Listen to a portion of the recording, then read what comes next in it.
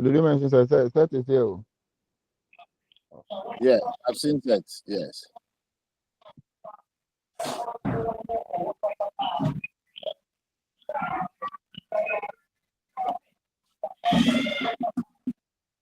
Gifty, kindly mute your mic for me. Gifty, kindly mute your mic for me. Thank you. You are welcome to today's online lectures. This is the third time that we are meeting. So today we're going to learn how to present information on the financial statement. How to present information on the financial statement. I am talking about preparing financial statements for corporate entities. Preparing financial statements for corporate entities. So the financial statement that we are going to prepare obviously will be the statement of profit or loss and other comprehensive income. We shall also prepare the statement of changes in equity, and then also we shall prepare the statement of financial position. So you could see the thrust of today's presentation will anchor us to be able to appreciate whatever goes in the preparation of financial statements for corporate entities. All that we are going to do is look at some of the requirements which we are enjoined to incorporate them when preparing financial statements for corporate entities. I hope you can see my slides. Yes, sir. Very good. So we will look at how to go about it. And one of the things that we will look at is the regulatory requirements, how regulations enjoin us to prepare financial statements for corporate entities. After we have done that, then I ask you to print an illustrative question, and I hope you have printed it. The reason why I said you should print is that maybe you'll be using your phone for the online lecture. So at times switching to the question and coming back becomes a problem. And that will impair your understanding. So if you have printed and you have it on your hand and then the phone is also used for the lecture, then you appreciate how the items are picked and also shown on the financial statement. That's why I asked you to print. I presume you have printed them, so there'll be no problem. Now, the Companies Act enjoins every company in Ghana to maintain proper books of account. That is what the Companies Act 2019, Act 992, is saying, that every company in Ghana is to maintain proper accounting records. Why should they maintain proper accounting records? They have to do that so that they will have sufficient enough information or records to be able to present statements, financial statements, that will portray a true and fair view of the state of affairs of the company at any point in time. So where the company do not maintain proper accounting records, that will mean that they will not be able to prepare a financial statement that will be able to project the true and fair view of the state of affairs of the company. Now, all that we are going to do is to look at the provisions of the Companies Act and be able to prepare income statement. In fact, when I say income statement, it's the same as the statement of profit or loss and the other comprehensive income. So the Companies Act will direct us how to prepare the income statement as well as the statement of financial position together with any additional information necessary to provide information for users to help them make an informed or economic decisions. So that is all that we are going to do. In preparing the income statement or the statement of profit or loss and other comprehensive income, we should be able to segregate and present gross sales, less discount, returns, and allowances. So all that I'm saying is that we will show net sales, because when you say gross sales, less discount, returns, and allowances, then obviously we are saying that it is sales minus all these items. And when you subtract all these items, all that the act is saying is that we should show the net sales on the income statement. We should also show cost of goods sold. So cost of goods sold can also be computed and shown on the financial statement. Then we shall prepare selling expenses. We shall, in fact, selling and distribution expenses separate, prepare general expenses separate, or general and administrative expenses separate, and we can also prepare financial charges separate. All that is helping us to determine the trading profit. That is the profit generated from the normal operating activities of the business. The profit generated by the normal operating activities of the business. So if any of the items shown in the profit and loss account are stated net of income tax, you have to show it by way of footnotes. When I say net of income tax, it means that maybe there was a withholding tax and withholding tax has been taken away. You have to indicate it so that any amount of tax that you are going to pay, you will deduct your tax which has been paid already. So we will look at how to prepare the financial position. What the Companies Act says about the preparation of the statement of financial position. Now, when you go to the statement of financial position, principally, we have two major items. Principally, I say principally, we have two major items. We have assets and liabilities. Because at times, the capital and the liabilities are shown on the same side. So you have our assets and then we have our capital and liabilities also there. The law also allows us to distinguish between non-current assets and current assets.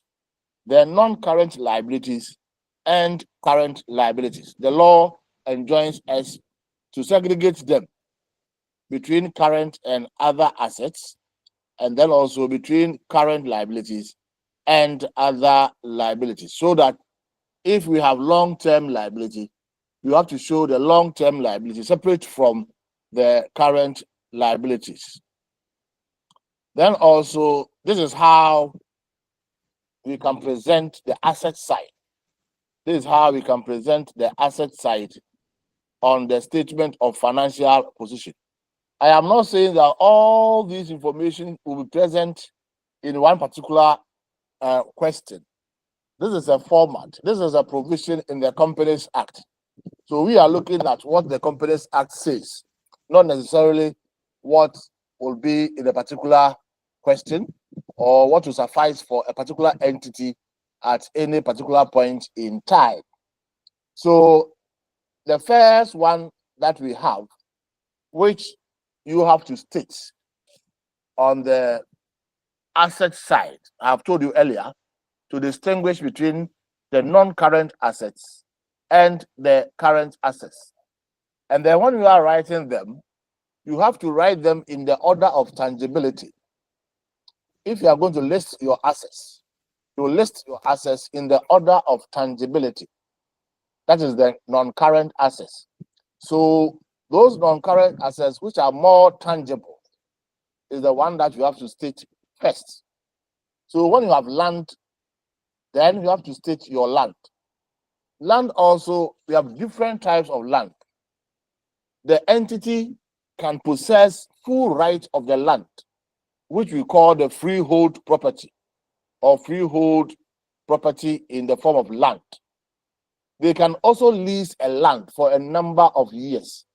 So whenever you have a land and you want to show, there should be a distinction between those lands which are freehold and those lands which are leasehold.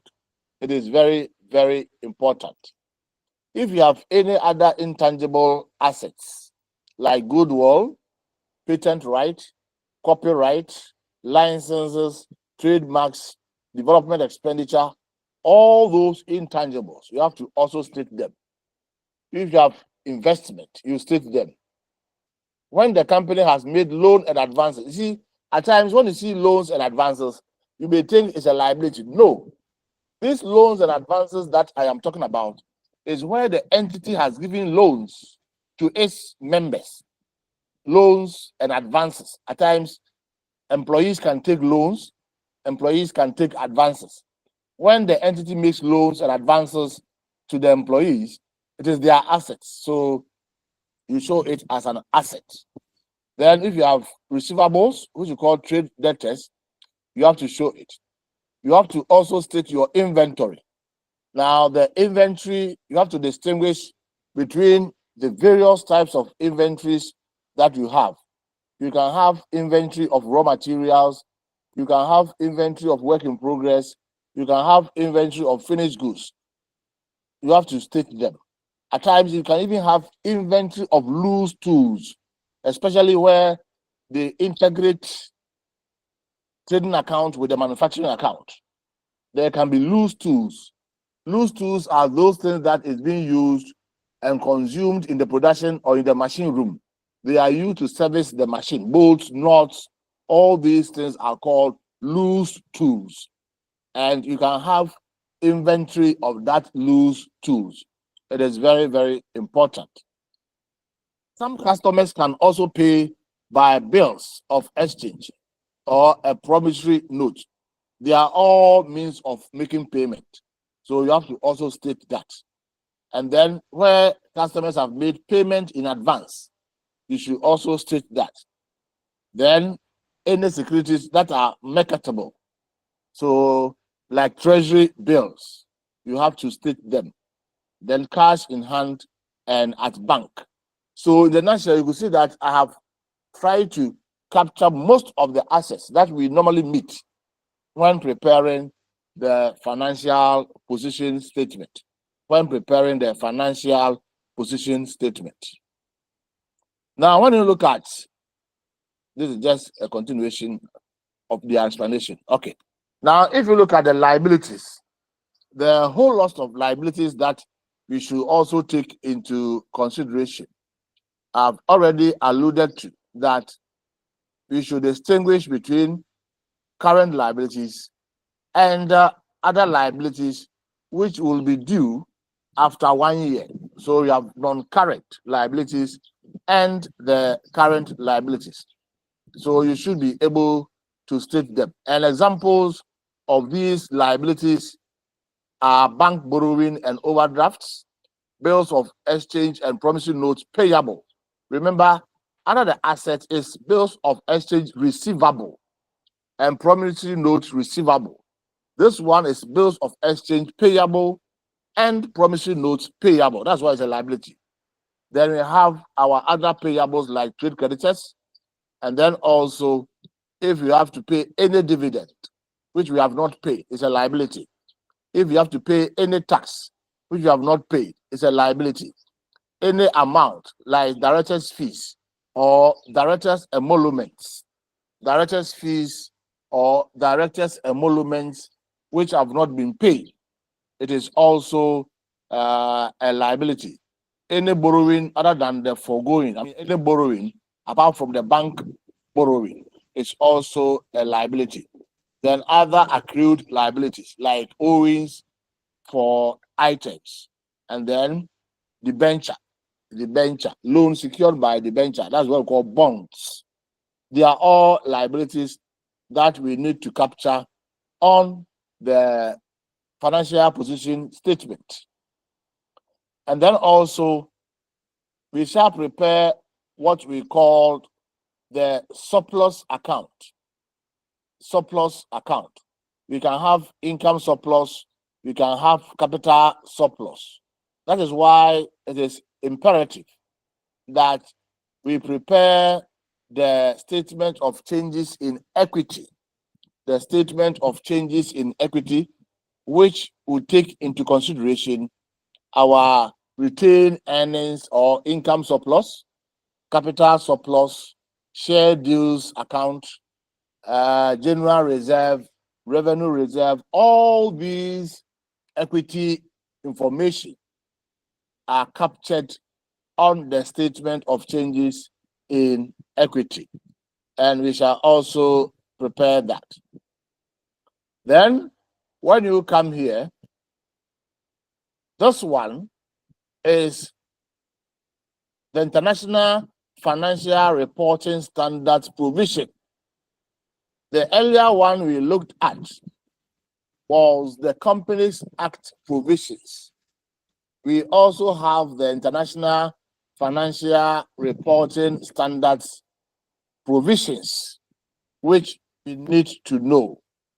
And the requirement of these international financial reporting standards, in view of the preparation and presentation of these general purpose financial statements, are the information that we have to incorporate on the financial statement that will meet the needs of users who are not in position to demand special purpose reports.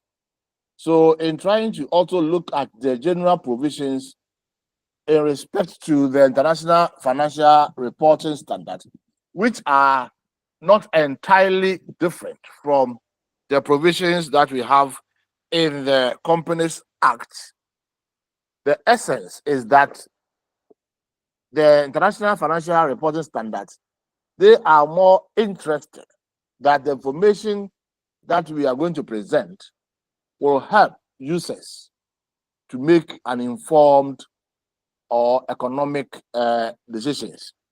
Now, you will be aware that the IAS 1, which we looked at last semester, the IAS 1 presentation of financial statement, because all these that I'm talking about, we have used IAS 1 to present them last semester. Now they have brought IFRS 18, IFRS 18. So now that the IFRS 18 has come, the moment the implementation date is set, it means that the provisions that we have in IAS 1 will no longer be required. It means that we will stick to the provisions of IFRS 18, presentation of financial statement. And we will use that to be able to prepare and present information on the financial statement. And the essence of bringing in a new standard for the preparation and presentation of the financial statement is to show the various sections, of the financial statement clearly, and also to allow more information from the financial statement to flow to the users, so that it will give the users more information to help them to be able to make their informed or economic decision. So if you look at the requirements of the International Financial Reporting Standard, they are saying that financial statements should show results of how management have used the resources that are entrusted into their care, and how do they meet these stewardship function they will be able to account for their stewardship function when they prepare the financial statement by showing the assets, showing liabilities, showing equity, showing income and expenses, including gains and losses, then other changes in equity, and also how to prepare cash flow statement. So you can see the International Financial Reporting Standard gives more insight about how the financial statement is to be projected. And now you see they have added other changes in equity and then also the cash flow. Coincidentally, next week, God willing, we shall look at cash flow statement. So we'll be complying with the requirements of the International Financial Reporting Standard. So today, having looked at the financial statement itself, next week, we shall also learn how to prepare cash flow statement. It's very, very important. Cash flow statement using both the direct and the indirect methods. Okay. So these are just repetition components of the financial statement. We are talking about statement of financial position, the income statement, statement of changes in equity, the cash flow statement, and then the notes. These are called the 5 major financial reports. We did this one in the first semester. These are called the 5 major financial reports. And it is also enshrined in the conceptual framework, which we did, you know. It is also enshrined in the conceptual framework. So the 5 major financial reports, we have the statement of financial position, we have the income statement or statement of profit or loss and other comprehensive income. We have the statement of changes in equity. We have the cash flows. Then we have the notes to the financial statements. So when we want to do that, now that IFRS 18 has not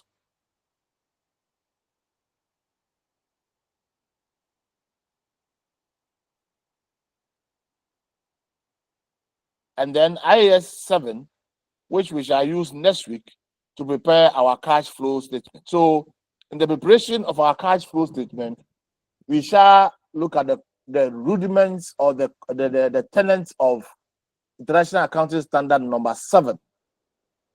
But the preparation of the financial statement proper, which we call the general purpose financial statement, we shall, in the interim, refer to the International Accounting Standard number 1 to prepare our financial statement. So these are all.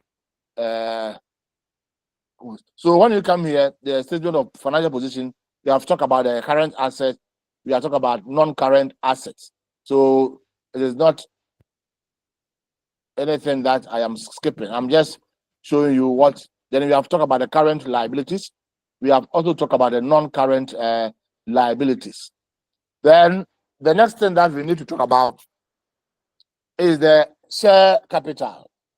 Now, when you want to prepare the financial statement, now either on the face of the statement of financial position or in the notes, either I have said either on the face of the statement of financial position or in the notes, this is what you have to show of the stated capital or share capital.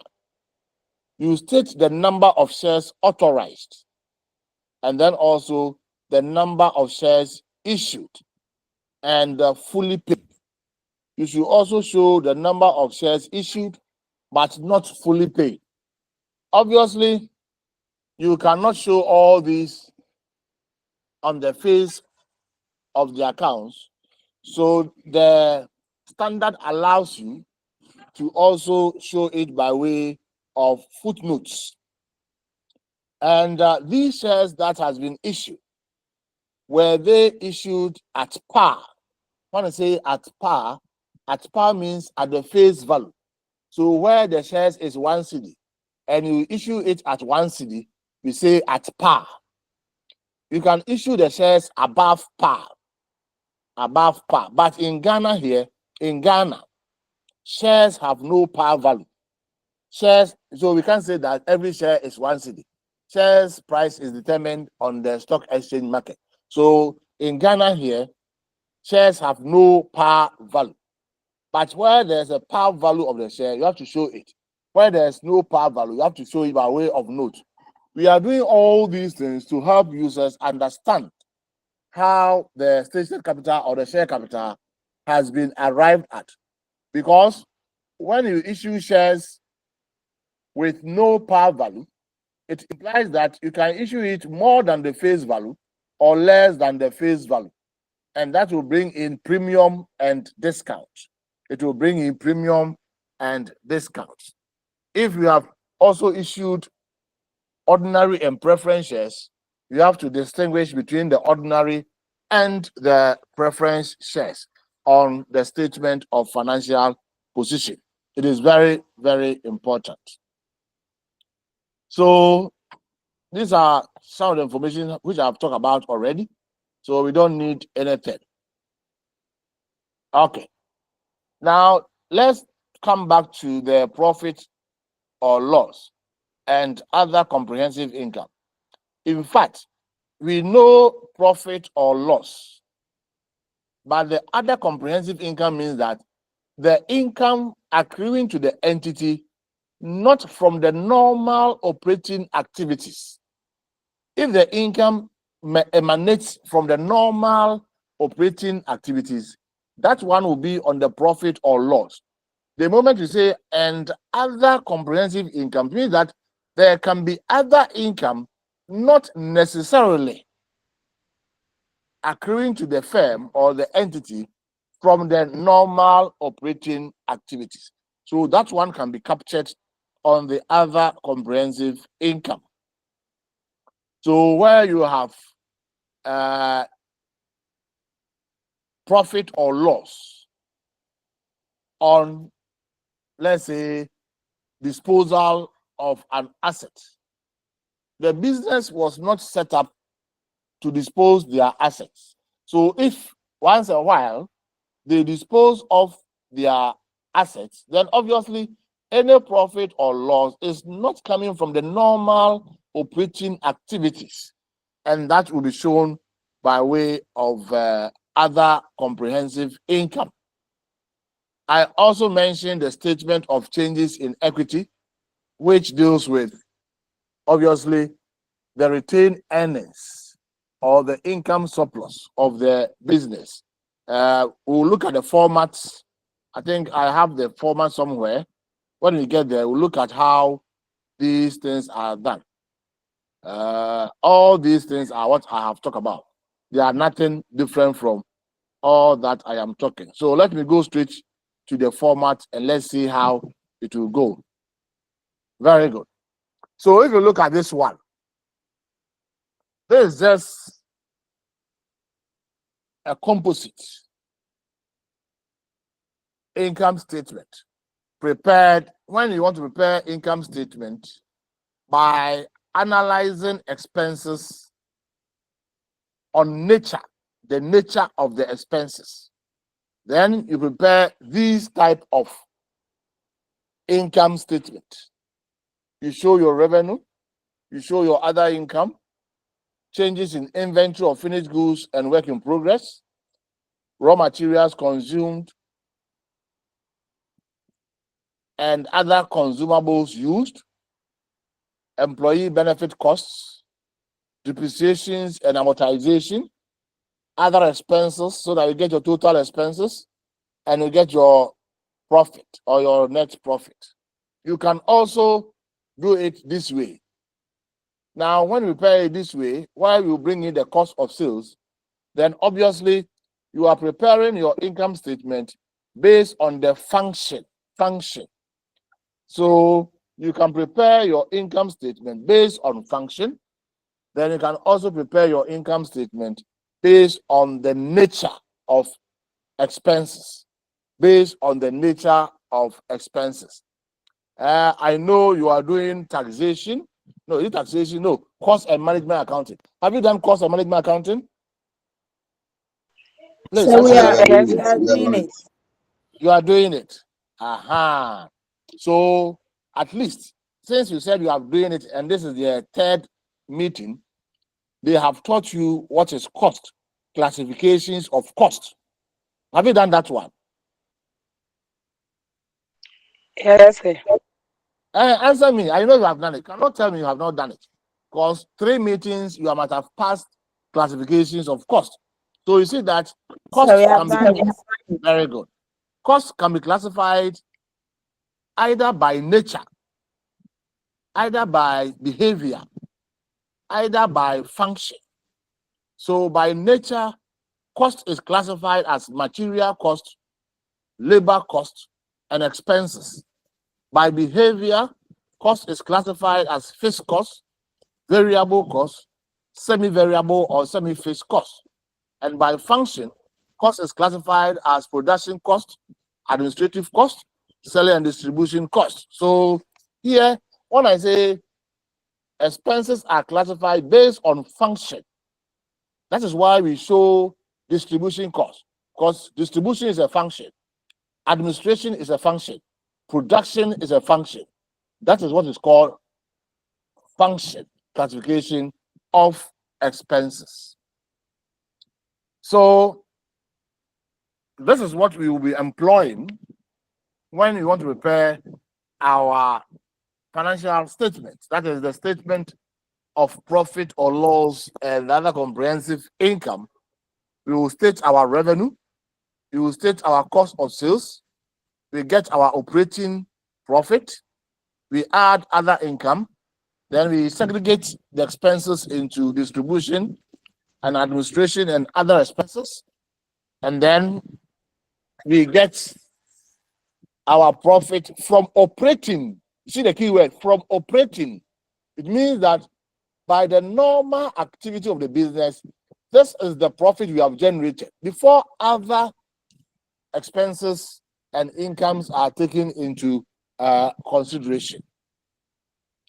So if you go to the other comprehensive income, which I have told you, it is the income accruing to the business, not from the normal operating activity, not from the normal operating activities. And I've given you examples. Revaluation surplus, where there's a revaluation surplus, the company revalues their assets and there's a surplus. The company was not set up to revalue their assets, so it is not part of their normal operating activity. So any gains or loss on revaluation goes into other comprehensive income.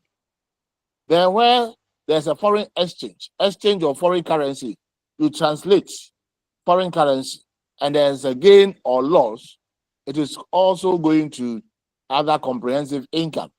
And then also when you remeasure financial assets and there's a gain or loss, they all come to the other comprehensive income. So the other comprehensive income takes charge of incomes not obtained from the normal operating activities of the business, not from the normal operating activities of the business. I also mentioned the statement of changes in equity. This is the format that we can use to prepare the statement of changes in equity. Now look at how it has been calibrated. All the items that comes here forms part of the owner's equity. It forms part of the owner's equity or capital owned. That is why we call it statement of changes in equity.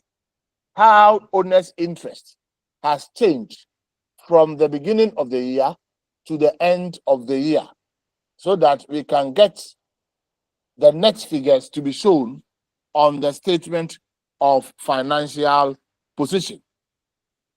So if there's any opening balance on your stated capital, you show it. Revaluation reserve, you show it. Retained earnings, you show it. General reserve, you show it. And your total there. Then any other information that has arisen in the course of the year that have the capacity to alter the opening balances. When I say alter the opening balances, simply means that whether it's going to increase the opening balance or reduce the opening balance, you have to factor them there so that we can arrive at the closing balance. So that we can arrive at the closing balance. It is very, very important. And this question that I have given you, a very comprehensive one, very, very comprehensive one, we can use to be able to prepare financial statement and then be able to understand how the whole information is being presented. It is very, very instructive. So I have given you the general provisions with respect to the company and the International Financial Reporting Standard about how we should prepare financial statements for corporate entities. For corporate entities. All that we have to do is to make sure we can understand typical questions and be able to solve it following the general format as given there. So we will go to the questions that I gave you and let's see how we can use these things that we have learned to be able to present them on the statement of financial position, the statement of changes in equity, and also the income statement. So I'll stop sharing this one. Then we go to the table where we can prepare our financial statement based on the question that I have given you. So please refer to your question now and let's see how we can go about it. You will take our time, read the question, know the requirement of the question, and be able to solve the question to the requirement as shown in the income statement, statement of changes in equity, and also on the positional statement. Also on the positional statement. So let's go back to the question. Are you there? Yes, sir. Very good. I hope you printed the question. I hope you printed. Yes, sir. Yes, Doc. Very good. Rosemary, are you there? Yes, sir. Please, I am here. You Miss Dapa, did you print? Miss Dapa, did you print? Hey, where is she? Erasmus, did you print? Yes, Doc, I did. So, no problem. We shall see. So make your calculators available so that you calculate for me. So you can't use your phone to be calculating at the same time. Always, you have to prepare and come. I'm reading the question. So you have to go with me. You have to go with me so that we can appreciate some of the provisions that we have in the question. So the trial balance of ABC Limited at 30th September 2011 is set out below. So you see, we have premises at cost, plant and machinery at cost, motor vehicles at cost. Then they also have accumulated depreciation at the beginning of the year, in respect of premises, in respect of plant and equipment, in respect of motor vehicles. Then we have inventories at the beginning of the year for raw materials, for work in progress, and for finished goods. Then we have sales of finished goods. In fact, the sales of finished goods, the figure there is the 2,702,000. They have put it under just behind the 76,000. The sales of finished goods, the value is the 2,702,000. That is sales of finished goods. Then we have purchase of raw materials. We have carriage inwards. we have direct wages, we have heat, light, and power, we have salaries, advertising, telephone, postage, stationery, we have trade receivables and trade payables, we have employee income tax payable, balance at bank. Then you see ordinary share of 1 cedi each. Then they have given you 5% preference shares of 1 cedi each. They give you share premium. They give you retained earnings. Then they said 10% debentures, repayable in year 20. Then we have bank deposit account, bank interest received, ordinary dividend paid. Then we also have preference dividend paid. And lastly, we have rent. And they gave us additional information. And it's additional information that will tell us what to do to be able to prepare the accounts. Note number 1. It says that the closing inventories at 30th September 2011 valued at cost were as follows. So we have raw materials, work in progress, and then also we have finished goods. Then we have number two, analysis of the raw materials consumed during the year shows that 73,000 cedis relate to the use of indirect material. So the raw materials consumed, 73 is indirect material. And when you say it is indirect material, it tells you that it should not form part of the prime cost composition. It should not form part of the prime cost composition, but rather should be taken into overheads. So we shall do that when we get there. Number 3, the following amounts have been prepaid. So we have to know the adjustment for prepayment in respect of rent and telephone, and then also adjustment for accruals in respect of direct wages and salaries. Remember, every footnote must be treated twice. Every footnote must be treated twice. So the rent and telephone, which is prepaid, payment in advance to the following year. So when you pay something that you have not enjoyed the benefit, is your asset. So the payment or the prepayment at the end of the year should be stated as a current asset in the statement of financial position. Then the accruals or the owings is also a payable, something that you have enjoyed the benefit, but you have not paid for. So you owe that. So the accruals at the end of the period will also be shown on the statement of financial position as a current liability. As a current liability. So note that. We go to number 5. Oh, there was also accrual for heat, light, and power. Okay. Okay. All right. Then we go to number 5.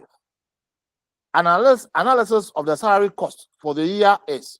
So after you have ascertained the salaries amount for the year, you share it among the various functions. 49,000 will go to production. Selling and distribution will take 30,000. Then administration will take 31,000. Number 6, an allowance for receivables is to be created equal to 5% of closing receivables after writing off a bad debt of 16,000. Now, there was no provision for doubtful debt in the question. We are now going to create provision. And the question says that provision for doubtful debt, that's what we call allowance for receivables, is the same as the provision for doubtful debt. Now, this provision for doubtful debt, the question says it should be 5% of the closing debtors after we have deducted our bad debt. So they think that people that they are certain will not pay, which is the bad debt, is 16,000. So before we calculate our provision, we have to take away the bad debt before we can provide for the provision for doubtful debt of 5%. We shall also do that. After we have ascertained the provision for doubtful debt, the question says, these expenses, these, it means the bad debt and the provision for bad debt, because they are plural, these, the bad debt and the provision for bad debt are to be treated as selling and distribution item. So you can't just go and place them anywhere. The question says that they should be accounted for under selling and distribution. Number 7, during the year, a motor vehicle was sold for 13,000 when it had a carrying amount of 14. So where you have 13,000, carrying amount of 14,000, and you sell it for 13, obviously you have made a loss. So that loss of 1,000 should also be shared. So we have to note that, because the loss on the sale of the motor vehicle will be 1,000 Ghana cedis. The only entry made in respect of this transaction was to credit sales of finished goods and debit bank with the proceeds. You see the mistake they have done. When you sell fixed assets, it is not sales. So you cannot credit finished goods. So when you go and credit finished goods, you have misfired. You have misfired the question. So we have to deduct them, and we are going to make that adjustment for you to also see. Number 8, depreciation is to be calculated on all non-current assets held on 30th September year 1 in the following rate. So they have given you the rates that we can calculate our annual depreciation. Premises 5% on cost, plant and equipment 20% on reducing balance, and then motor vehicle 20% on cost. It is assumed that none of the non-current assets has any expected residual value. No problem. The depreciation charge for the year is to be apportioned as follows. So after we have calculated the depreciation for the year, we share it among the functions: production, selling, and administration. Number 9, other expenses are to be apportioned as follows. So after we have known the amount for heat, light, and power, we apportion them. After we have known the amount for telephone, postage, and stationery, we apportion them. Then after we have known the amount for rent, we apportion them on the percentages given.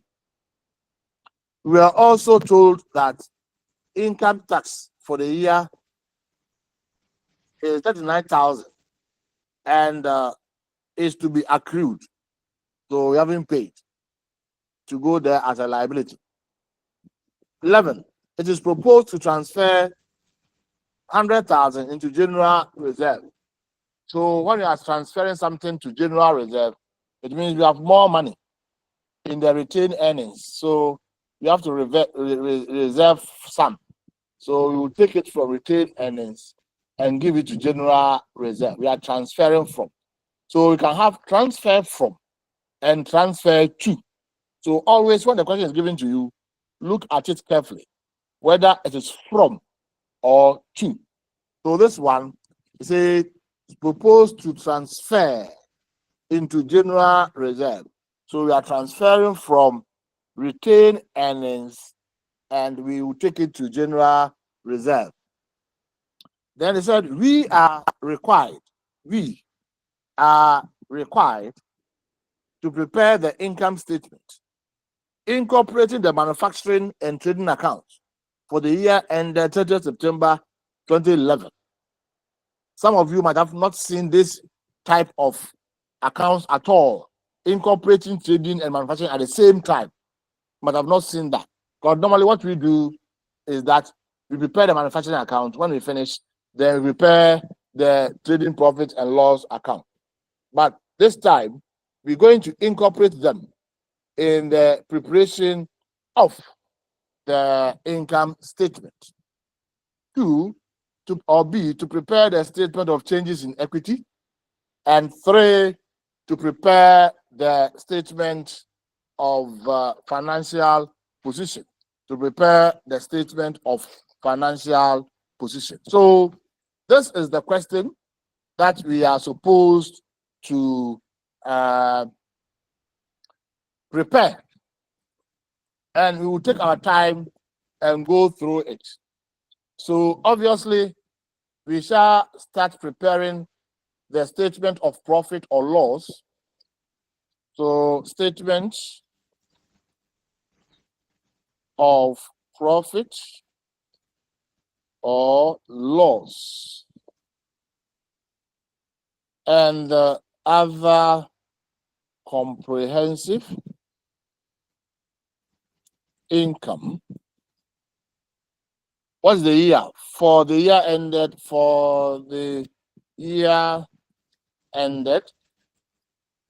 30th September 2011. It is very, very important because you have to show the year in which these transactions relate. So let's pick our sales figure. From the question, what is our sales figure? Yes, help me. You can unmute your mic, but make sure we don't have background noise so that we can all discuss. I am not going to impose the solution on you. We are all taking part in the preparation. So what's the sales figure? Doc is 2,702,000 Ghana cedis. Very good. 2,702,000. Let's all go to footnote 7. Let's all go to footnote 7. Now, when you go to footnote 7, it says during the year, a motor vehicle was sold for 13,000 when it had a carrying amount of 40. Its original cost was 24,000. The only entry made in respect of this transaction was to credit sales. That is a wrong transaction. When you sell motor vehicles, it is not sales. It is proceeds on disposal. So when you credit sales, it means you have added it to sales. And what is sales? Sales is the revenue generated from the normal activity undertaken by the business. So when they sell motor vehicle and they are adding it to sales, it's a wrong figure. So we have to subtract the 13,000. It is not part of sales. So subtract. What do we have now?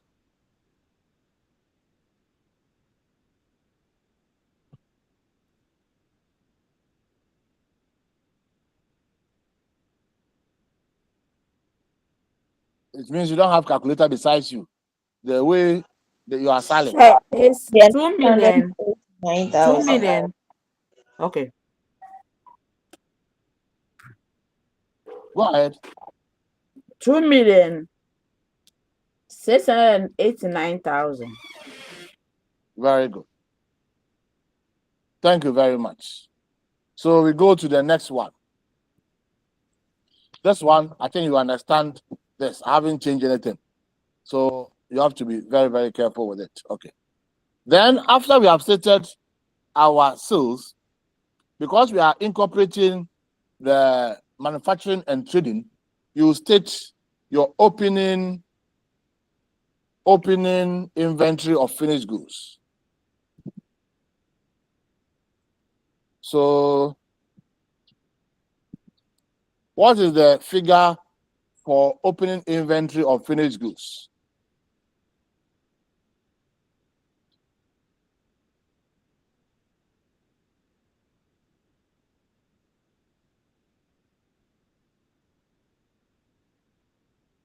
I'm waiting. 76,000. 76,000. Thank you. Then we have opening inventory of raw materials.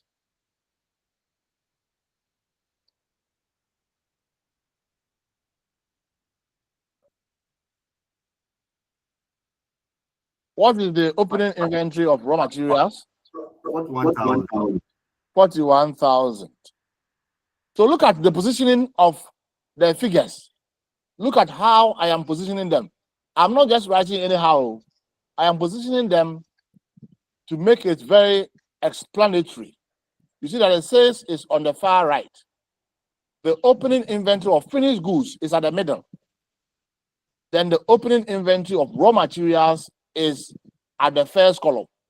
This tells you that the first column, I am using it to prepare the manufacturing account. When I finish, I transfer the goods completed from the manufacturing account to the trading account. That will go to the second column. And then I'll prepare the trading account and shift it to the third column to determine my gross profit. So look at how we are preparing the account. It's very, very intriguing and very, very, what do you call it, new approach.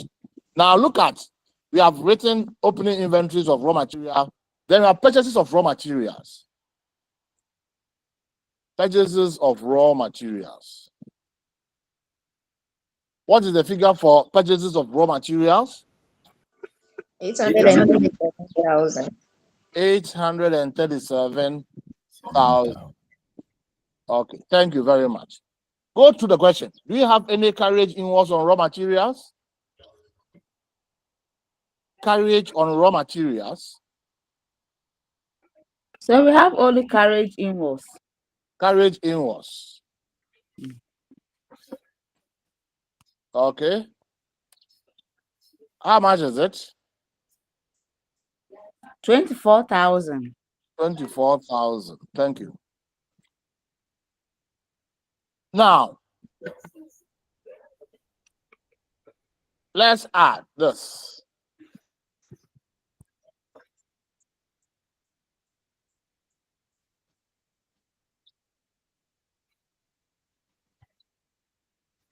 Add all for me. What do you have? Including the opening inventory, Doc.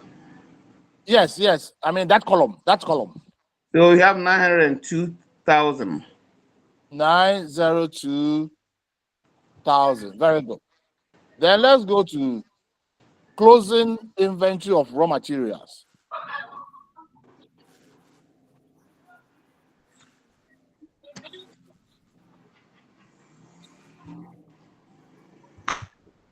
How much is the closing inventory of raw materials? That is 7,000. 37,000. Okay. Sir, Yes. please, we added the opening inventory of raw material, purchase of raw material, and carriage inward on raw materials. Yes. So the amount is not 9,000. It's not 9. The amount is wrong. Is how much? It should be 882,000. That is 882,000. Are you sure? My colleagues can check. Add again. Sister, please, it's 902. Because 837, 37 plus even 41 is not what you are talking about. Add again. She should re-add. So my dear, add re-add, let's see. All right, so we are lessening our closing inventory of raw material. So let's lessen it. What do you have? 865,000. 865,000. Thank you very much. You were told in the question. Let's go to footnote number 2. Let's all go to footnote number 2. Now, when you go to footnote number 2, they said An analysis of the raw materials consumed. An analysis of the raw materials consumed during the year shows that 73,000 related to the use of indirect material. So it means that we have to subtract the indirect material. Indirect material.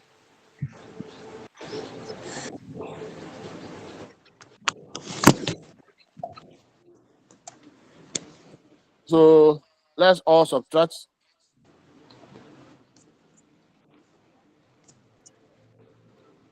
$79,000. 792,000. Sorry. 792,000. 792,000. So we call this one direct materials consumed. Direct materials consumed. That is direct materials consumed. 792,000. The moment you get direct material consumed, you add your direct wages. Direct wages. What's the figure for direct wages? 658,000. 658,000. Then let's all go to footnote number 4. There's something there. Is it 4? Let's all go there and see. Footnote number 4. The following amounts should be accrued. When I say accrued, they are owings. So direct wages, there's owings of 57,000. There's owings of 57,000 for direct wages. So where there's owings of 57, we have to add. To add, what do we have?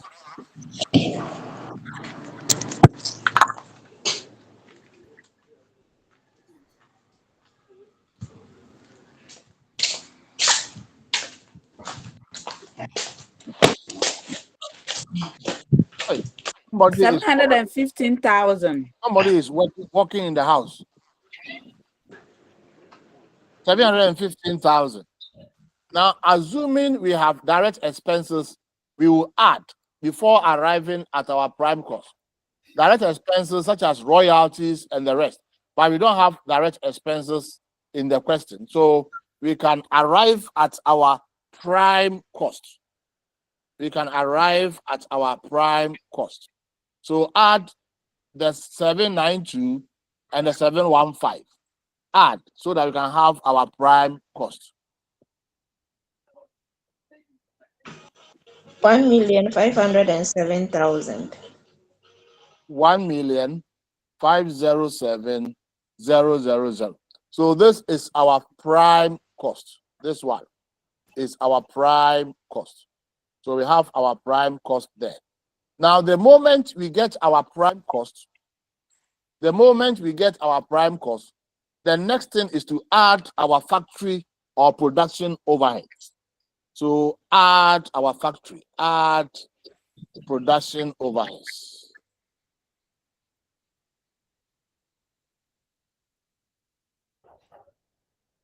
So the production overheads, let's add them.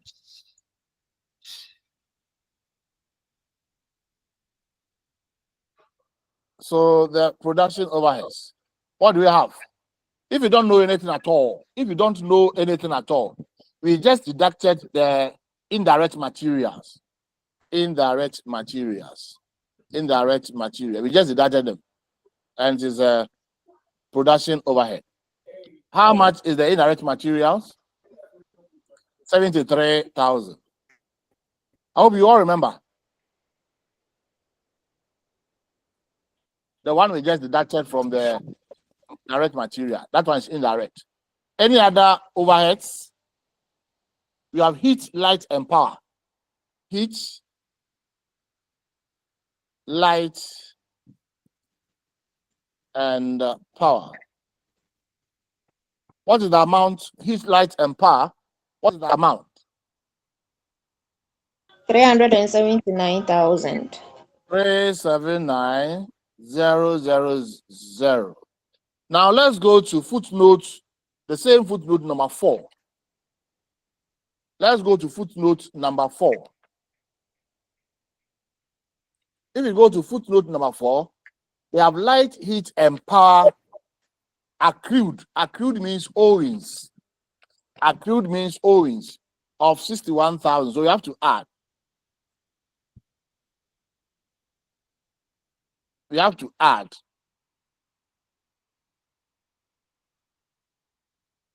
So when you add, what do you have? 440,000. 440,000. Okay.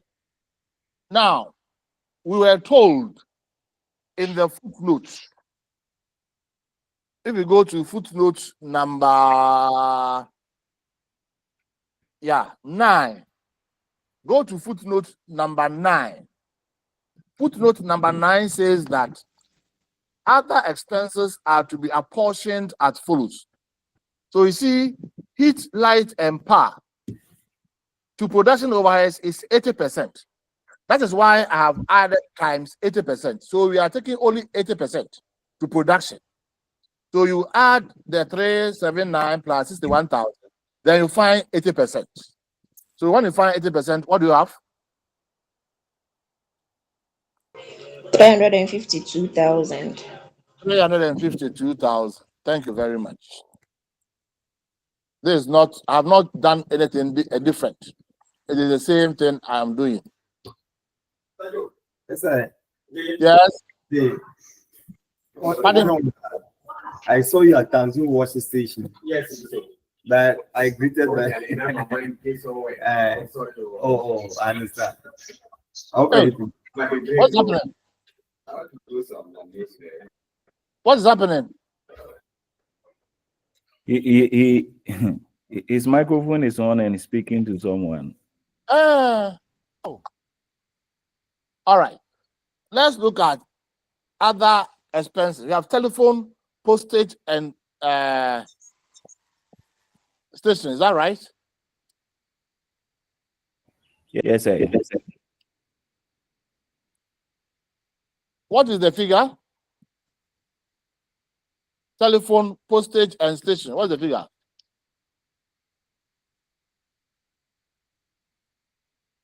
$23,000.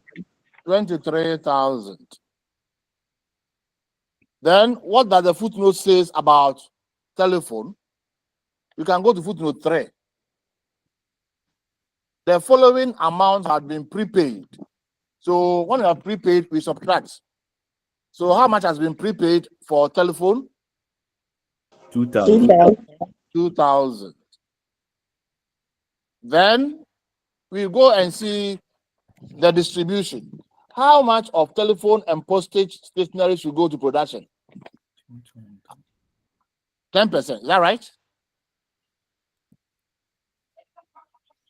Is that right? Yes, sir. So calculate it for me quickly.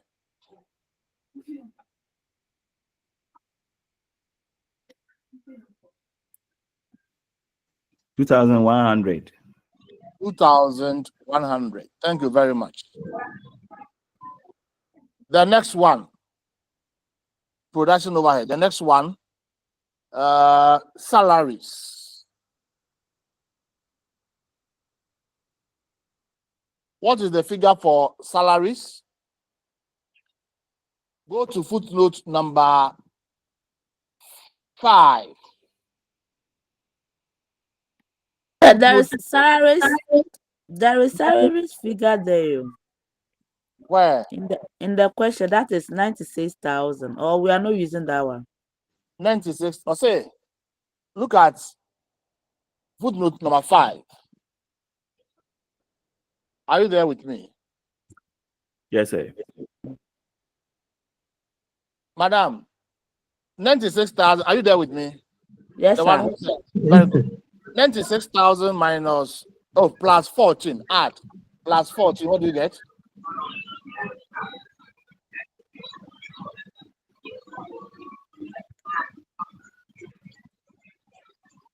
110,000. 110,000. Go to footnote number 5. Go to footnote number 5. Have you seen footnote number 5? Yes, sir. It said Yes, sir. an analysis of the salary cost. So add all the figures you have there. And let's see. Add all. 49 plus 30 plus 31.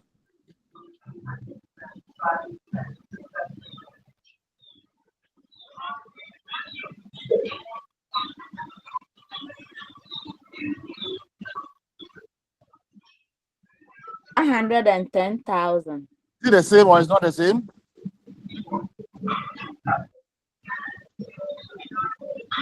It's the same, isn't it? Hello? Yes, sir, it's the same. So the salary figure, we have added the owing, and now they are sharing with the various departments. So production is getting 49,000. So there's no problem with it. If you like, let me do it Okay, this way. sir. So, sir, it means that you can pick it from the first question or the. Let me do it this way for you. Don't worry. 96,000. 90,000 plus the owings. The owings is 14,000. 14,000. And this one is going to give you 110. Is that right? Yes, sir. Yes, sir. So they have said the 110. They have said already for you. And they said production should have 49,000. Are you okay? Are you Yes, okay sir. now? Very Yes, good. sir. Yes, sir. Very good. Okay. Then any other production? Yes, we haven't done depreciation. Yes. Let's finish rent and go to depreciation. Rent. What is the value for rent?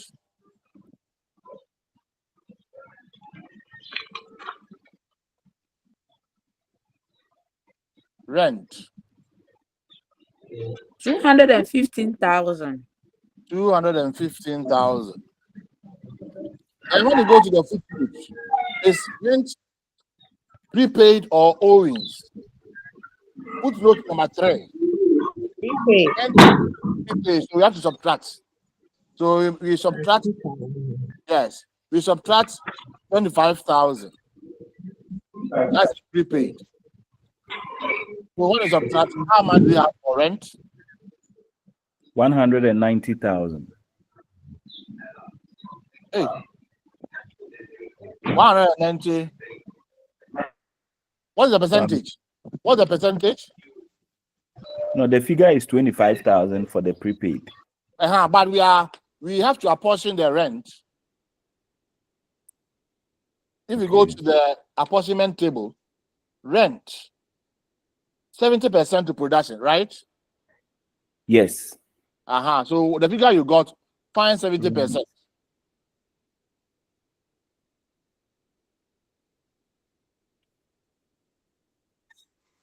The rent apportionment, rent doesn't have a percentage. Oh. Are you sure? It has. It has. 70%. No, there's no percentage. It There's didn't a come. Percentage there. Footnote There's a 9. percentage. Footnote number 9. You see, the second one is telephone, postage, and stationery. They are one. And then there's the rent. Okay. Okay, so that's 70%. 70%. Okay. So find 70% of the figure for me.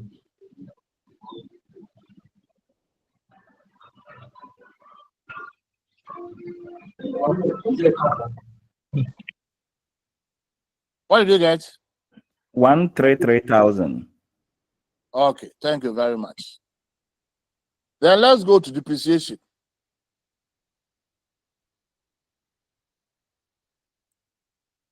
Let's go to depreciation.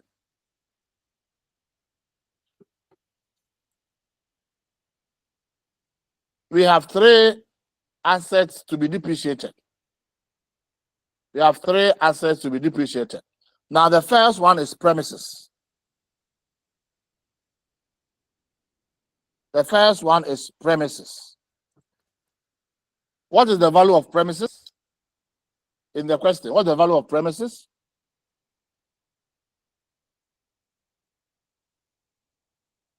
$800,000. 800,000. And depreciation is how much? On premises?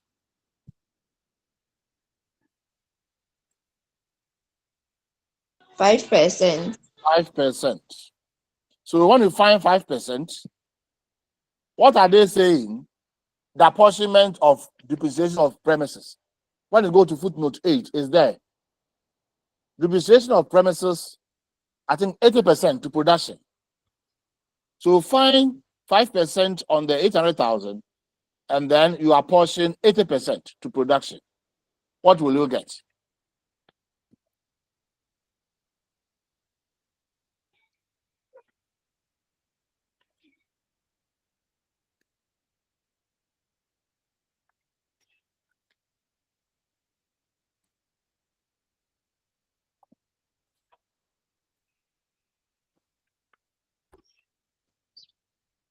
Yes, I'm waiting. 32,000.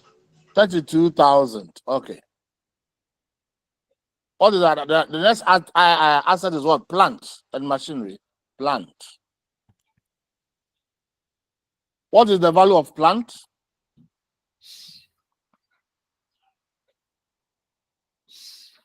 $460,000. 460,000. Pay attention to this one. Plant is on reducing balance method. Now, when you say reducing balance method, it means the cost minus the accumulated depreciation. That is the reducing balance. So let's go to the trial balance and pick the accumulated depreciation for plant. The accumulated depreciation for plant is how much? 200. Is that 210? Yes, 210,000.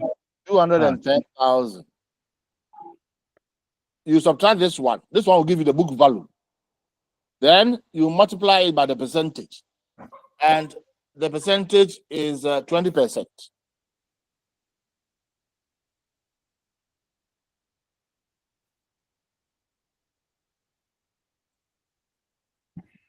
Are you following what I'm doing?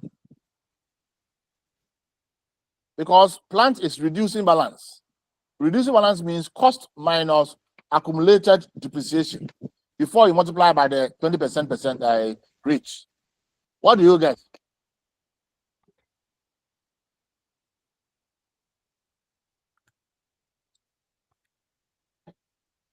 $50,000. Then they say 70% is to production. Whatever you get, 70% is to production. 50% is to production.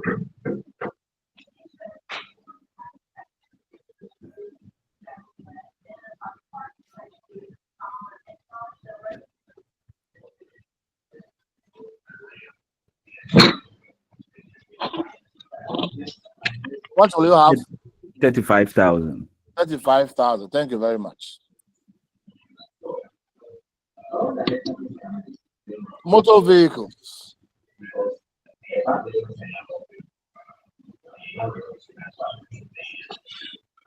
$124,000. 124,000. Motor vehicle at cost. 124,000. 124,000. Then we were told that the motor vehicle, go to footnote 7. Go to footnote 7. We were told that motor vehicle valued 24,000 were sold. So minus 24,000. Motor vehicle value 24,000 were sold. So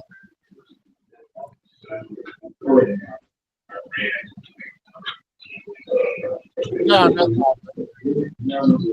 it will be left with 100,000. so you multiply it by the rate on motor vehicle, 20%.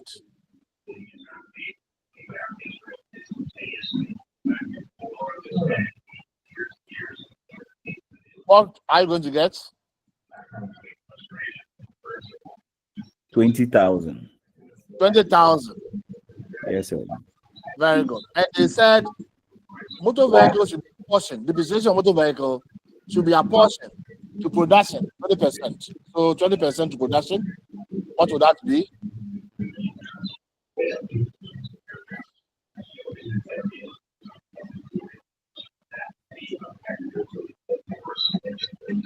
$4,000. 4,000. Thank you very much.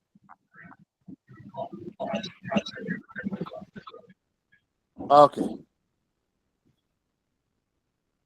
Then we have loss on disposal of motor vehicle.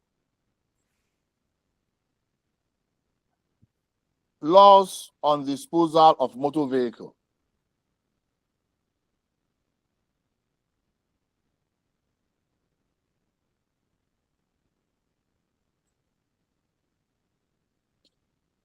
And that was, I think, 1,000. So we have to apportion that one also. The 1,000, we have to apportion it by all of them. So, because that 1,000 should be part of the depreciation, but because we sold it, we got a loss. So 20%. How much are you getting?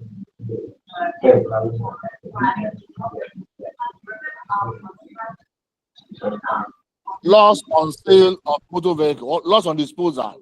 Sorry, 200. it was 1,000, so we have to share among them. 200. Okay. So please add all the expenses.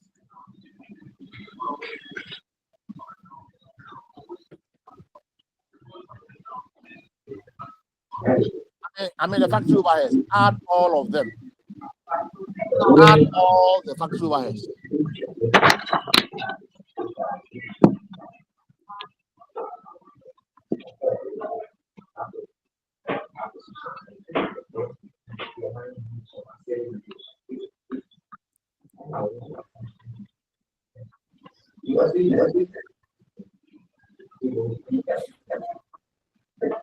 Add all of them.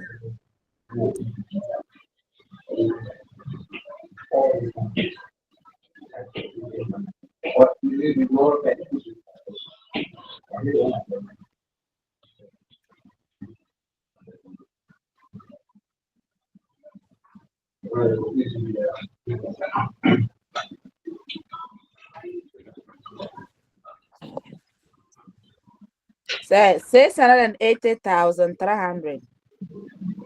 Add it to the prime cost. Please, you'll get 2 million. 2 million. 187,300.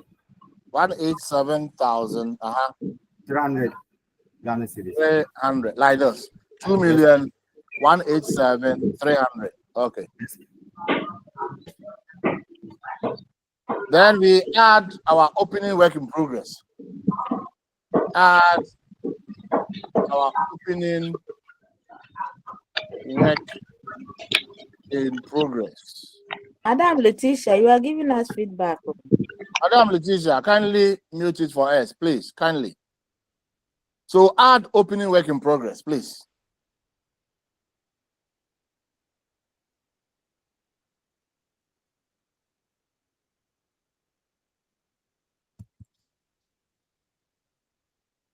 What is the opening work in progress?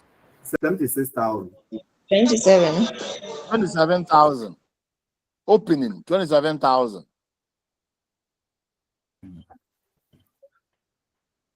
So you can add.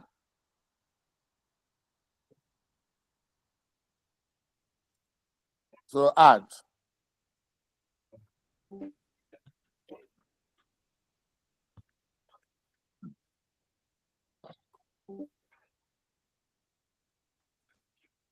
Two. 221. 2, 21. 21, 4300. 43. Okay. Less closing work in progress.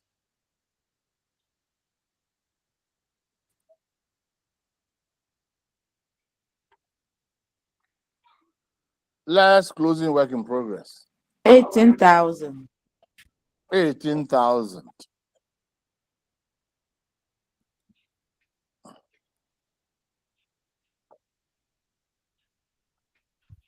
What do you have? 219. 2 million. 196,000. 196. 300. 800. 300. Yes, sir. Now, how do you call this one? That is cost of goods completed. Costs of goods completed. Now, if this is cost of goods completed, then we can shift it here to add it to the opening inventory of goods, finished goods, because they are all completed.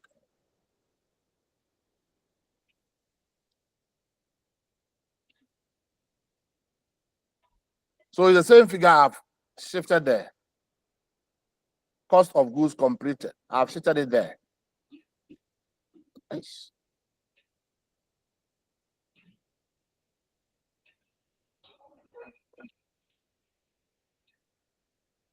So cost of goods completed. So this one. This is the same thing I've shifted to the right.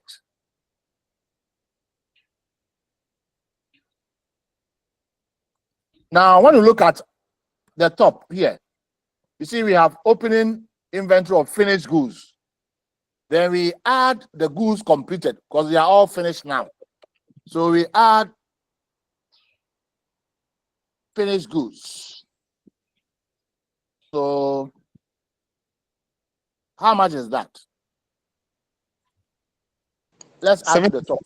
76. Let me go to the top. This one is 76,000. So add it to this one. So giving us 2,272,300. 2,000,000. 272,300. 7,2,300. We call this one goods available for sale. It's like the normal one, opening inventory, opening stock, add purchases, goods available for sale. So goods available for sale. Now, I want to get goods available for sale. The next one is what? Less closing stock of finished goods. So less closing inventory of finished goods. What is the closing inventory of finished goods? 39,000. 39,000. So we get our cost of sales. How much would that be? 2,233,300. 2,233,300. So this is our cost of goods sold or cost of sales. Cost of sales. Now this cost of sales, I am transferring to the third column. This is cost of sales. I am transferring the same thing to the third column here, 2,233,300. So that I'll subtract the cost of sales from the sales figure. This is the sales figure. So pick the sales figure. Pick the sales figure. 2,689,000 minus the cost of sales. And the cost of sales is 2,033,000 and then 300. That will give us our gross profit.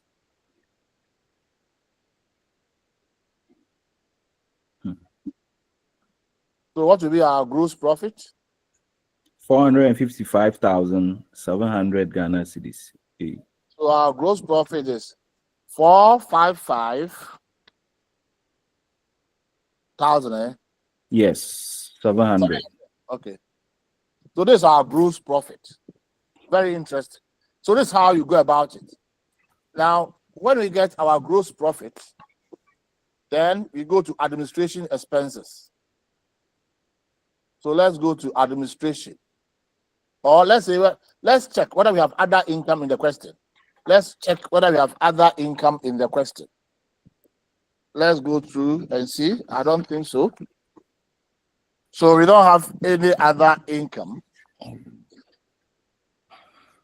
If you don't have any other income, then let's quickly look at administration expenses. Administration.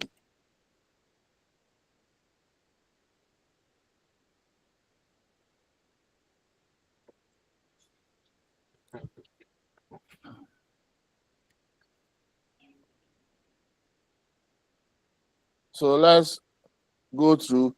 In fact, most of the expenses that we are portion, some is also going to administration. So that shouldn't be a problem at all. That shouldn't be a problem at all. So let's go to administration expenses. Heat, light, light, and telephone.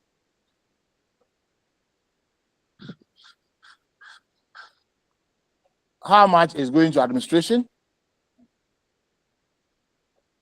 The figure was 440. So 10%, 440,000 times how much are we calculating for our light, heat, and 10%? So what are you going to get? 44,000. Please, are you following at all? Yes, yes, yes. Very good. Then we go to what again? Telephone.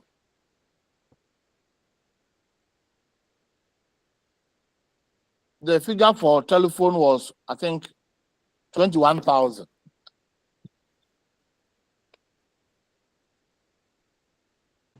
And the percentage going to administration is 30%. So what are you going to have? 6,300.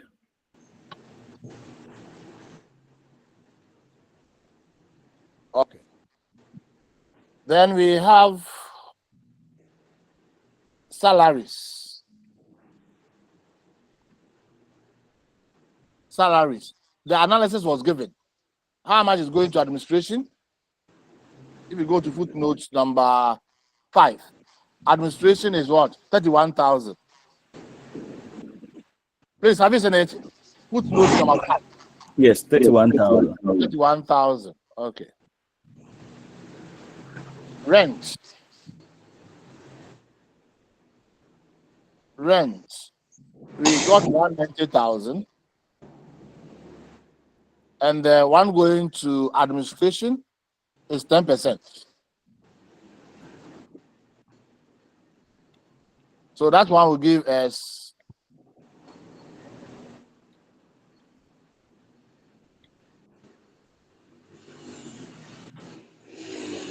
check the rent for me, please.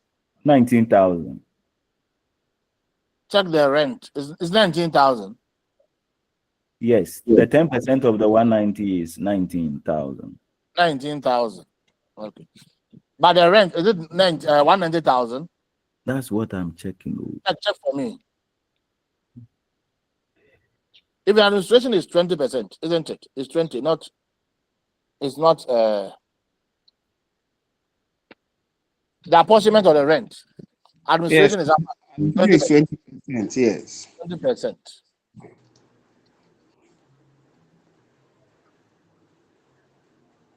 Mm, 20%.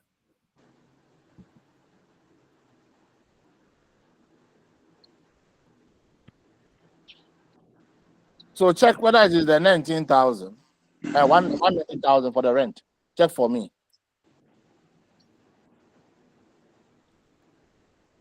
Let me check from here. Rent.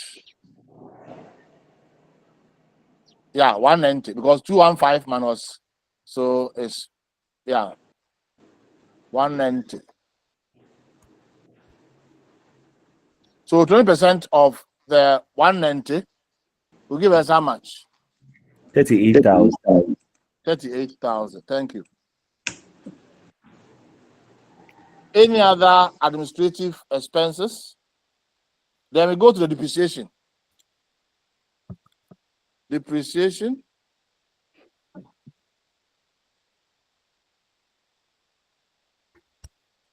The first one is on premises. Depreciation, premises.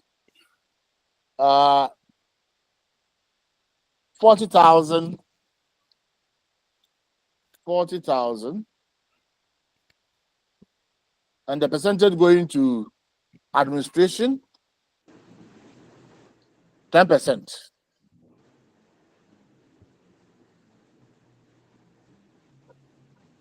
So obviously that is 4,000.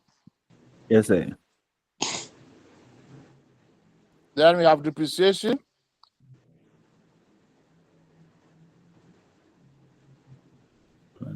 Plant. Plant, depreciation of plant, administration is 20%. 20%. So what's the plant figure? 150. Or plant is 50,000 times the rate of 20%. 20%. So what do we 10,000. 10,000.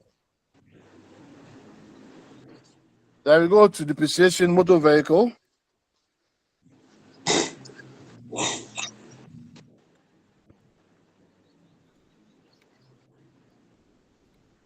What is the figure for motor vehicle? 20,000.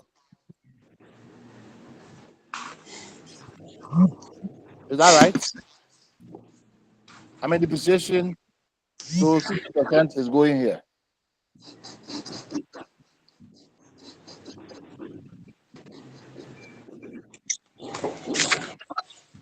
Yeah. No, administration is 20%. Or it's not 20%. 20%, sir.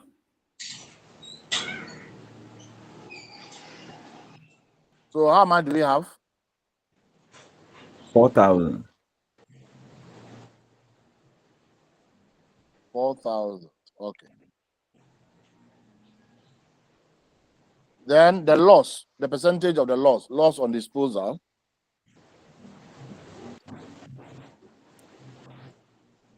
$1,000 times. How much are you going to multiply? 20%. Was on the motor vehicle. Okay. What do we get? 200. Is that right? 200 cities. 200 cities.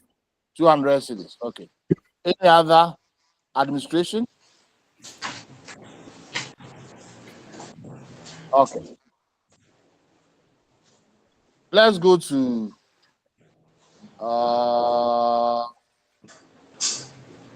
okay. I'm coming. Just a minute.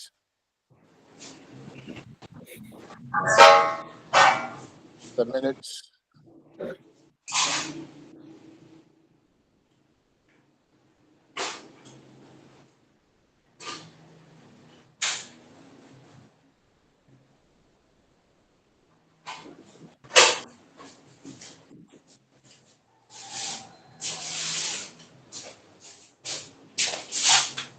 Very good. Now I want to add all the administration. So add all the administration for me. Then I'll bring it here. Add all the administration for me. Kindly add all the administration for me.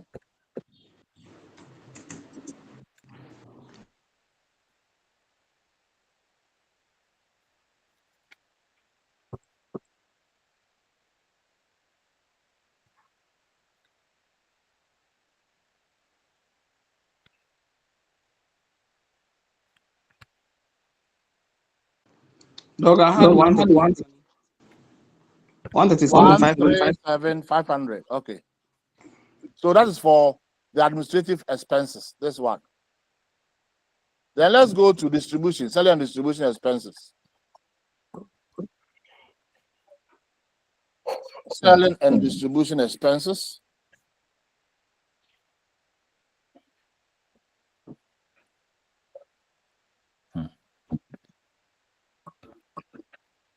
Selling and distribution expenses. The same way as we did. So it's not a big deal.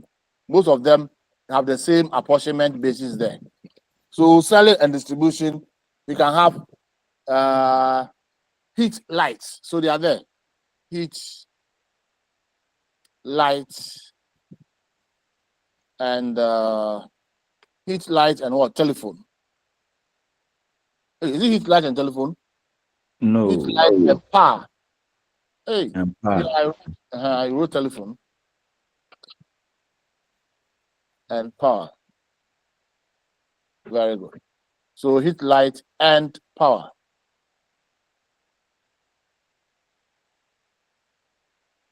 It's the same procedure. Heat, light, and power. 440.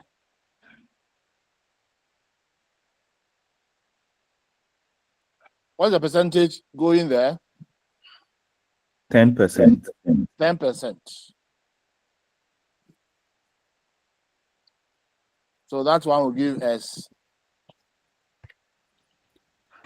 44,000. The next one, Telephone. telephone. What is the figure? 21,000. How much is going there? 60%. 60%.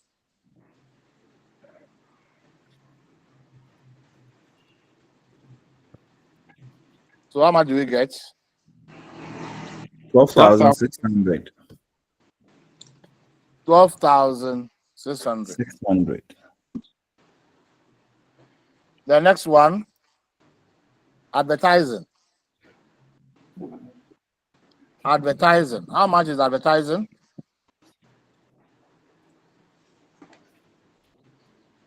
This one will you treat us. In the trial balance. That one is the trial balance. Go to advertising. 45,000. 45,000. Thank you. Then salaries. You go to the footnote. There's analysis for salaries. So selling and distribution is how much? 30,000. Have you seen that one? Footnote number 5. Yes, 30,000. 30,000. Okay. Then we go to our normal depreciation. Depreciation. Depreciation for premises. What is the value for premises? 40,000. And how much is going to selling and distribution? 10%. Yeah. So that one will give you 4,000. 4,000.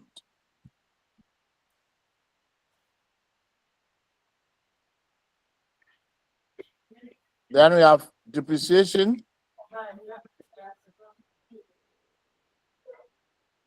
Plant and Land. equipment. Yes. What is the value?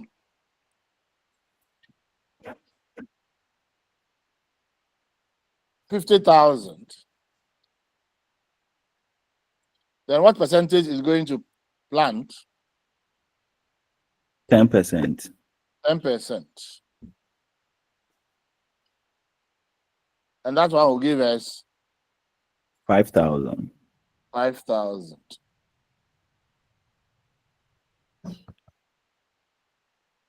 Then we have the next one, Motor vehicle. motor vehicle, depreciation.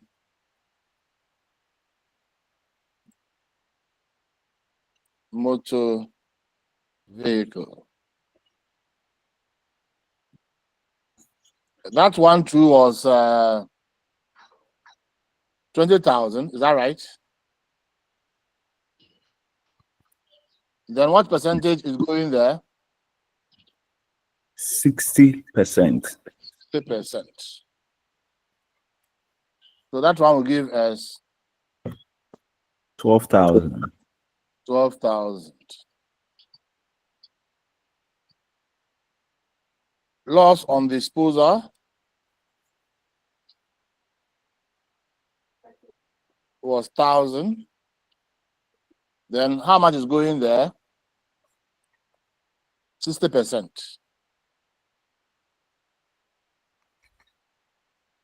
That one will give you 600. Is that right?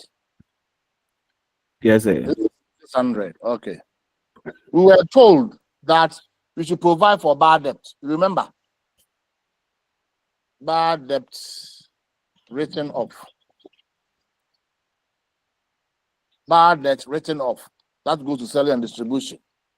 Bad debt written off. We were told they should write off bad debts of how much was that? 16,000. 10,000. Thank you very much. Then we should create provision for bad debt. Which is, so what is the debtor's figure?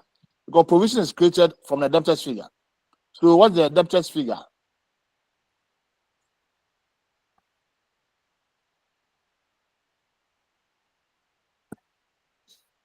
Yes.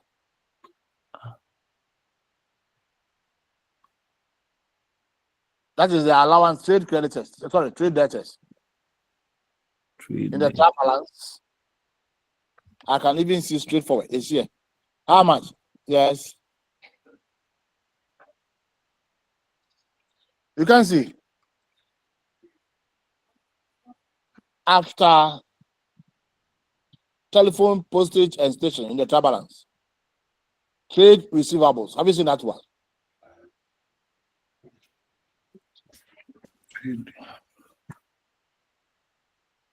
Trade receivables, yes. Yeah. 256,000. 256,000. Then we created bad debt of 16,000.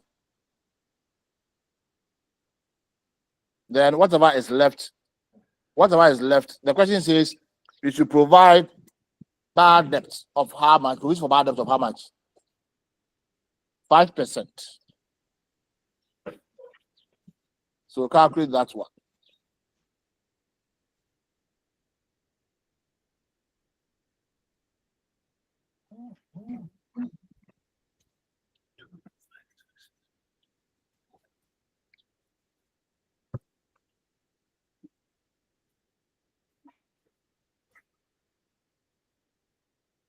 How much did you get? 12,000. 12,000. Thank you very much. So you can add all the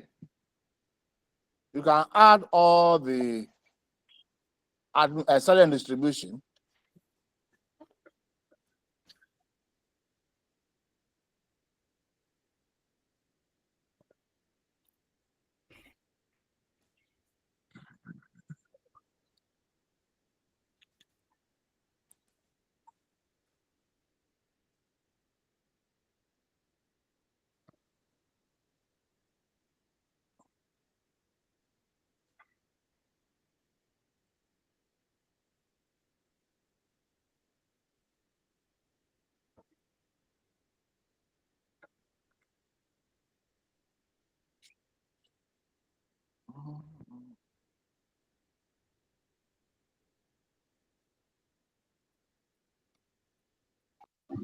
Please, I can't hear from you. 181.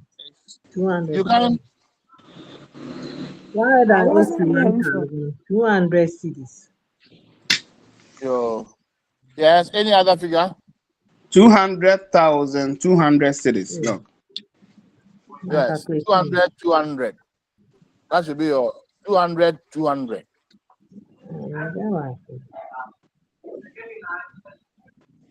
So, madam, whenever you are adding, add well. Oh. Yes, sir. So, we are adding all the expenses.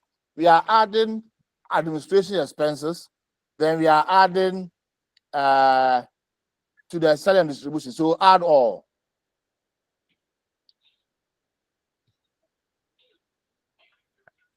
So that we get our total expenses.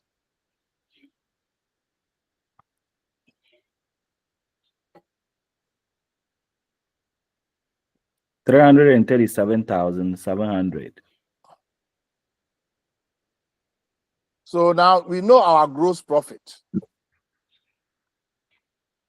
This is the gross profit. So note the gross profit. 455,700. So subtract the total expenses from it. So subtract our total expenses from it. 118,000.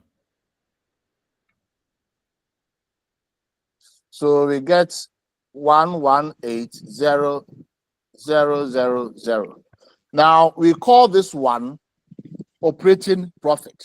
Operating profit. Operating profit. You get this one, operating profit.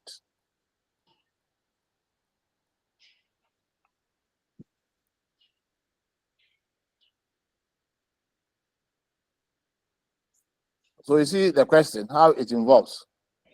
Very, very much. Hey, You will get it in end of semester. hey. Hey, now we can.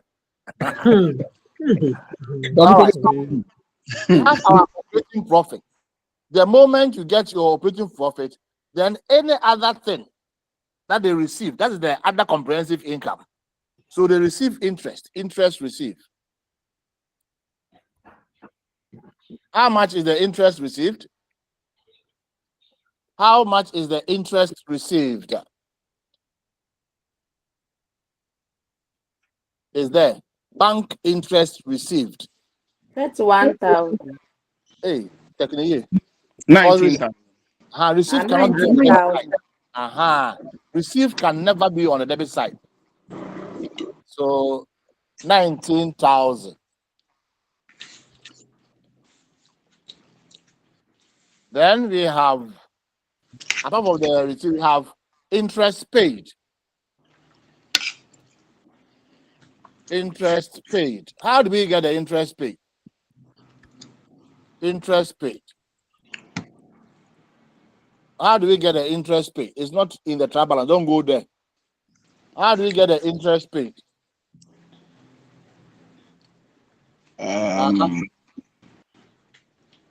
Look at debentures. Have you seen the debentures?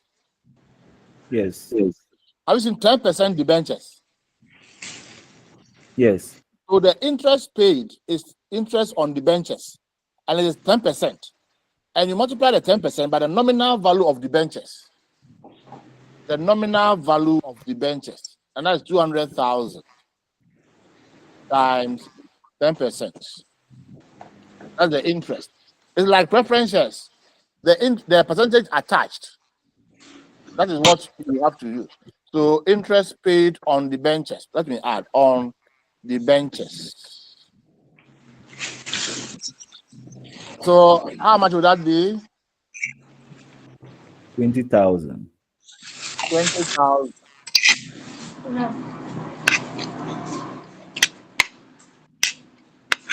That one is interest paid. So obviously, it's going to reduce your profit. So give me add and subtract. So what do you have? Add and subtract. What will you have?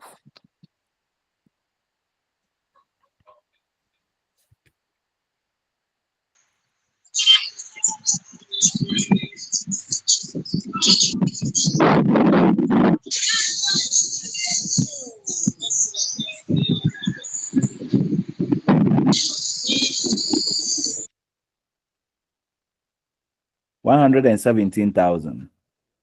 117,000. So we call this profit before tax. Profit before tax. Then from the question, tax for the period. How much is the tax for the period? It's in the footnote. Check. tax for the period. The last but one, footnote number 10, It's 39,000. 39,000. So now you can deduct so that we will have our profit for the period. 78,000. 78,000.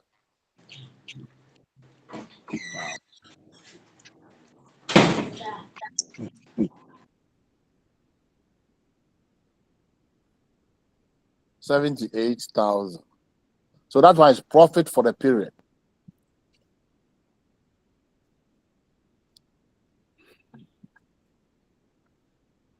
Profit for the period.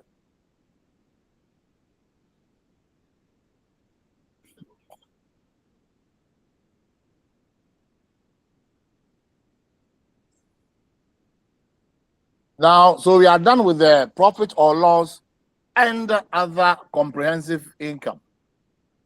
Then we go to the what we normally call the statement of changes in equity. Statement of changes in equity.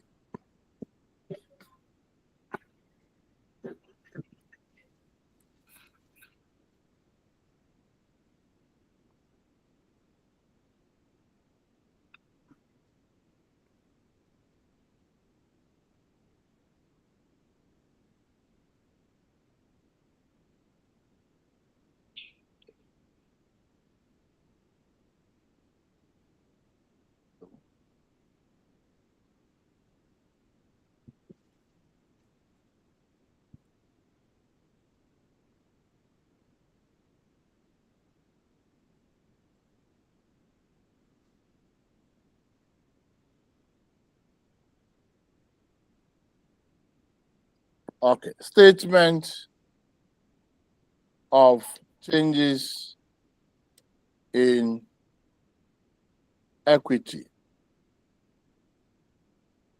for the period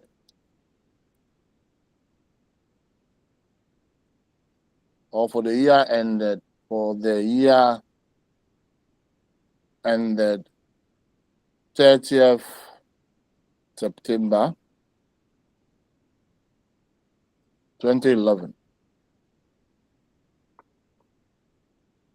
So there is a statement of changes in equity.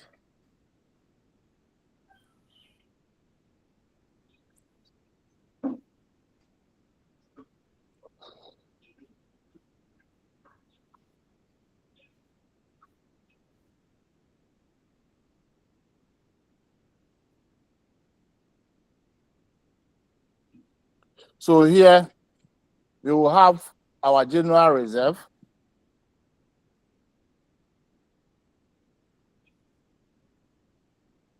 Then we have our retained earnings.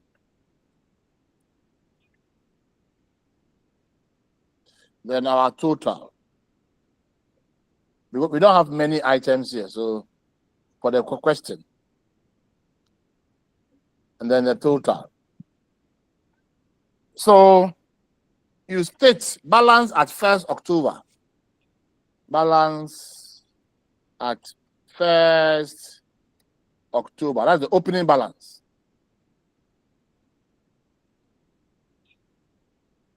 What's the balance? There was no balance on general reserve, but there was balance on the retained earnings. Let's go to the trial balance. There was a balance on the retained earnings at the beginning of the year. What is the balance on the retained earnings? Yes, quickly. Doc, it is 432. 432,000. Okay. Yes. So it means the total for that role, the total for that role is 432,000. We are adding by rule. Okay. So that's the opening balance. Profit for the period, which we just did. Profit for the period. So here is dash. How much profit did we make in the period? It's going to increase our retained earnings. 78,000, is that right? Yes, sir. So 78,000. So our retained earnings will go up. Then what happens? Again, dividends paid, ordinary dividend paid, ordinary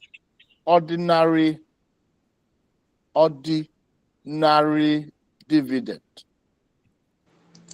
It's 31,000. 31,000. Now, when you pay dividend, obviously your profit is going to reduce 31,000. So you put that one into bracket because it's going to reduce it. Okay. Then they also paid, I think, preference dividend.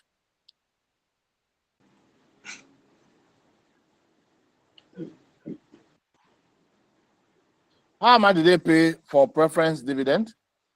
5,000. Just a minute.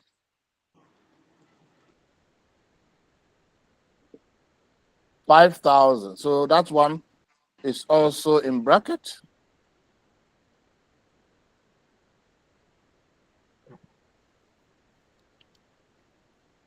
Okay. Then we were told in footnote number 11. Let's all go to footnote number 11. We said they should transfer to general reserve. Transfer to general reserve. How much is to be transferred? 100,000. So it means general reserve is increasing by 100,000. And we are transferring from profit. So profit will reduce by 100,000. This is what I explained when we were reading. I explained this one. Transfer to general reserve. We are transferring from retained earnings and we are giving it to general reserve. So when you finish like this, you can underline, since there's no any other item, you underline and get your closing balance. So closing balance. So balance at 30th September 2011. Here is 100,000. Here, factor all. Let me see. How will you get? For the retained earnings and then the totals. Factor all.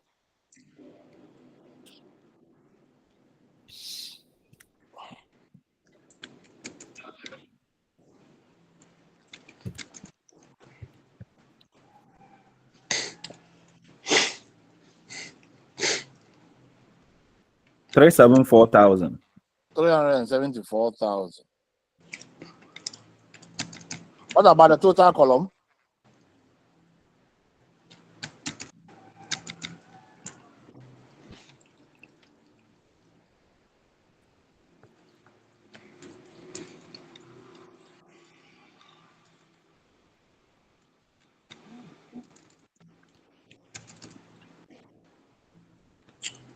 Doc Oh, is I'm just adding the 100 to the this one. I'm just adding the 100 to the 374. So that's what I just did. I have not changed anything. Okay. All right. So we have done the profit or loss and other comprehensive income. We have done statement of changes in equity. The last thing that we are going to do is the statement of financial position. Statement of financial position. So you see, the question I gave you, how it involves. Statement of financial position. So I can start from here. Statement.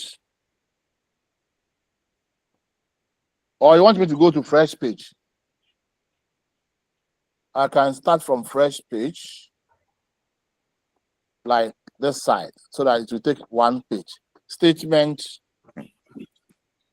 of financial position.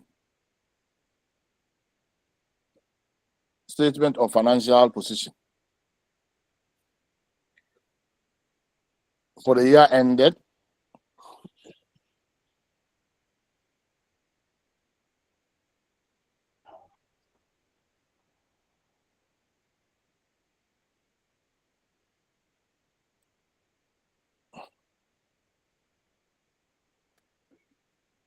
Okay. So we can have our statement of financial position for the year ended 30th September. So we have three. So this one is NCA, non-current assets.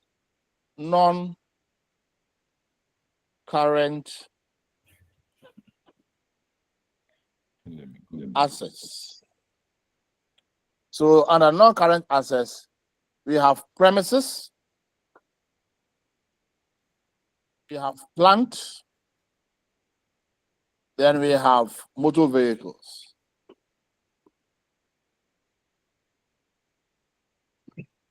I just want to simplify it so that we won't have any problem.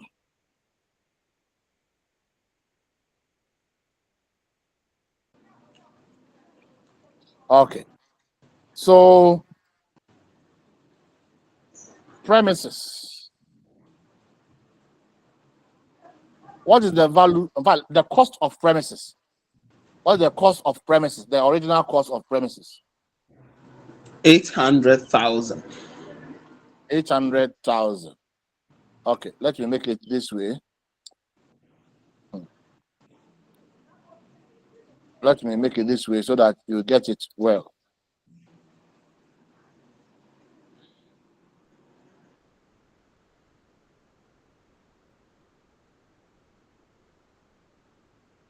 So that it will be more explanatory. So premises, the cost he said is 600. How much? 800. 800. Now we have accumulated depreciation. The depreciation we calculated for the year, you have to add it to the one brought forward. So how much are we going to get? The one for the year, the depreciation for premises, the one for the year is, I think, 40,000. You add it to the one brought forward. The one brought forward for premises is 160,000. So total will give us what? 200. 200,000. Very good. So what will be the next? 600,000. 600,000. Then we go to plant and machinery.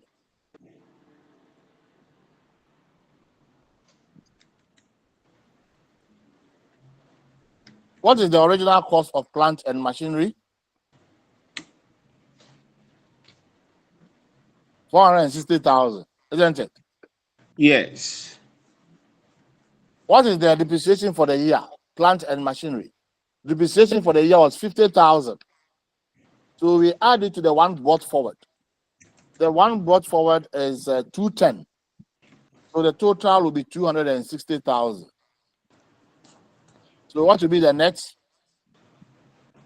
200,000. 200.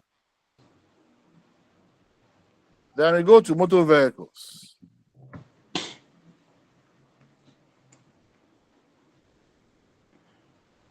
What is the cost of motor vehicles? Now we have sold some. Don't say 124. We have sold 24. So we are left with 100,000. Wow. Yeah. We sold 24, isn't it? Yes, we did. Oh, you cannot show it on the balance sheet. You have sold it. It's not there. So we are left with 100,000. What is the accumulated depreciation? What is the accumulated depreciation?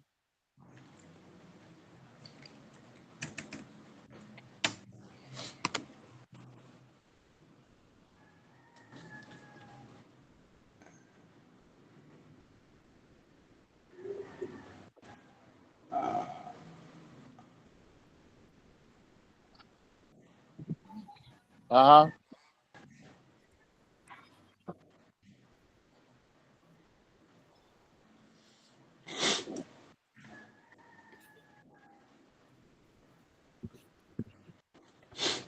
All right. Yes, I'm waiting. The one brought forward is 63,000, isn't it? Yes. Yes. So what will be the total?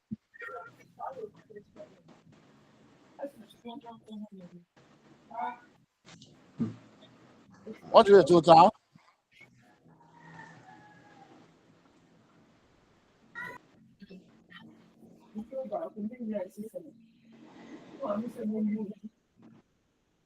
Oh, what will be the total? That we are looking for the accumulated depreciation. The accumulated depreciation in the trial balance. So, motor vehicles, 63,000. Haven't you seen that one? What We have about? You have seen that one, isn't it? yes. Uh-huh. That was the beginning. At the beginning. Yes. What about at the one for the year?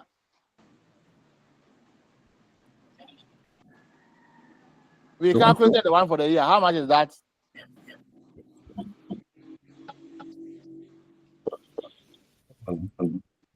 $20,000. No. Depreciation, you calculated was 20,000. Is that right? Yes, sir. You understand, or you are just saying yes, sir? Oh, but we use it in calculating the amount in the distribution, amount in administration. If you check there, you see the depreciation, 20,000.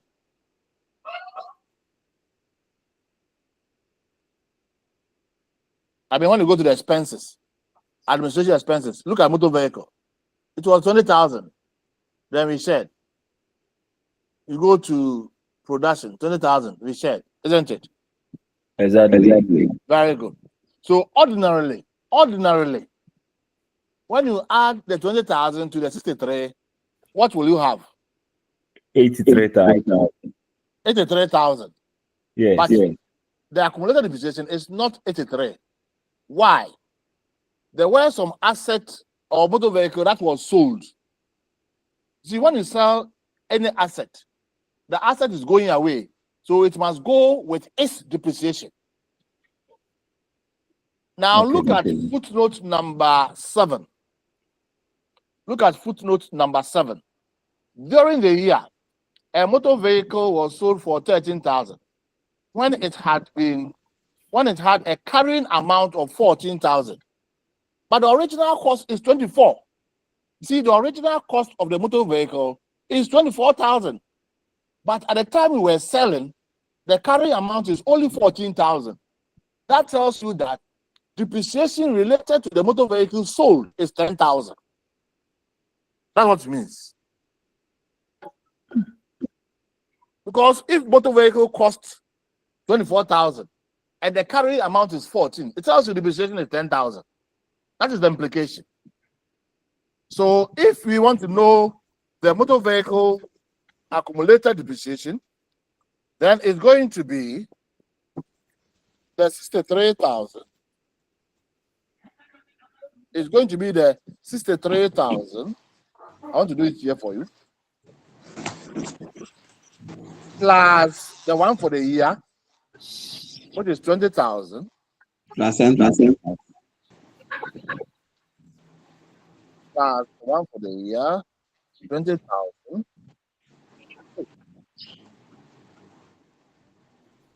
Minus the disposal,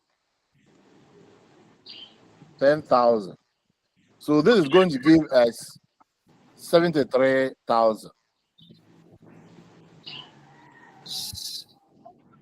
Very good. So note this one. So this one, I am putting in red. So when you are calculating, you know this one is for the accumulated depreciation. Don't go and use it for the cost. This one. That's how we arrive. That's how we arrive at the 73,000. So what will be the next?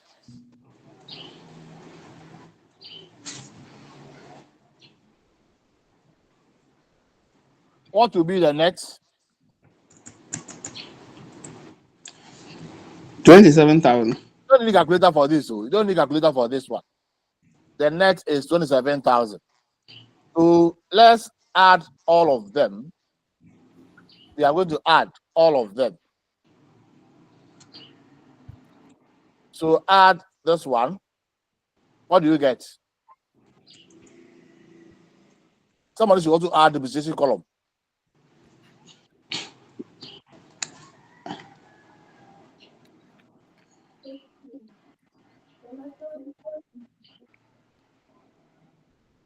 And then somebody should add the next column. 160,000. Pardon me? 1360.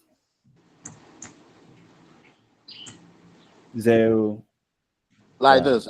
Yes, sir. What about the depreciation column?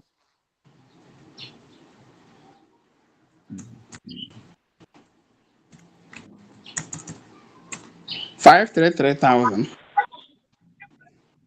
Then the net column. 1027. Are you sure? 8. And 8. Ah. 827, isn't it? Yes. Yeah, this one don't need calculator. I thought it was 270. Ah, you need spectacles. All right, so we have done with the non-current asset side. You see, I have closed the cost. I've underlined the cost. It means I've closed it. I've underlined the accumulated depreciation. It means I've closed it.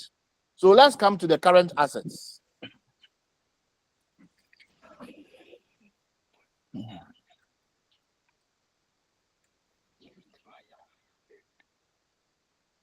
The current assets. We have inventories.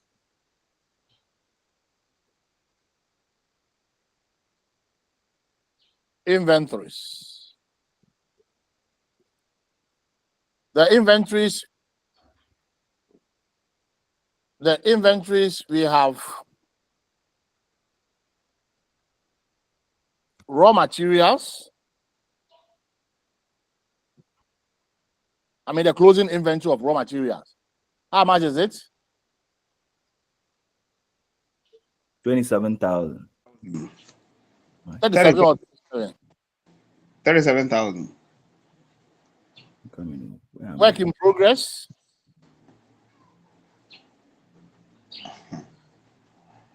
Work in progress. 18,000. 18,000. Finished goods. 39,000. Finished goods.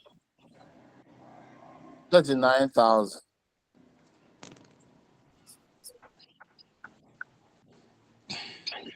All right. Then we go to, so this one is for inventories. Then we go to receivables.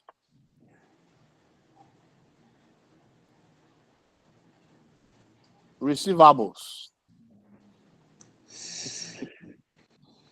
And run ahead debtors, no?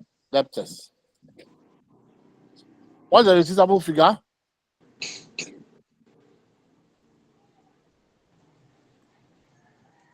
Go to the trial balances there, receivables, trade receivables.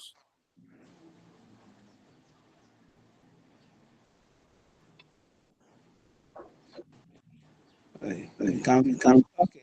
Oh, when we're calculating bad debt, we pick it. 256. 256 minus 16. So what is left? 240, isn't it? Yeah. Yes, sir. Yes, we took bad debt away from it, isn't it? So we are Yes, left sir. with 240. Less provision for that doubtful debt. Provision for bad debt. What's the figure we got? I told you footnote is treated twice. Less provision for doubtful debt. We got 12,000. Is that right? Yes. Yes. So subtract. What do you have? 228. 228. Very good. Then we have other receivables. Prepayment. Please add all the prepayments. Add all the prepayments for me. If you go to footnote number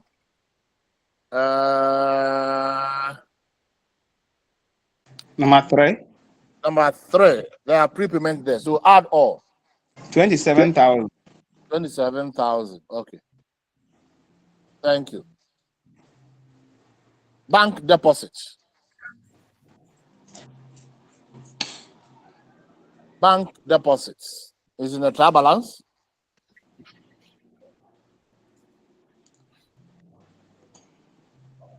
$496,000.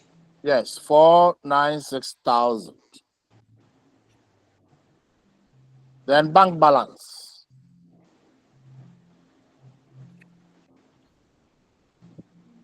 Doc, is this about the balance at bank? Yes, Wow. bank. Okay, let's start the balance at bank. 57. At bank. I'm coming. Bank balance. Balance at bank. Is that much? 57. 57. Let's Yes. go to the trial balance and see if indeed it's 57.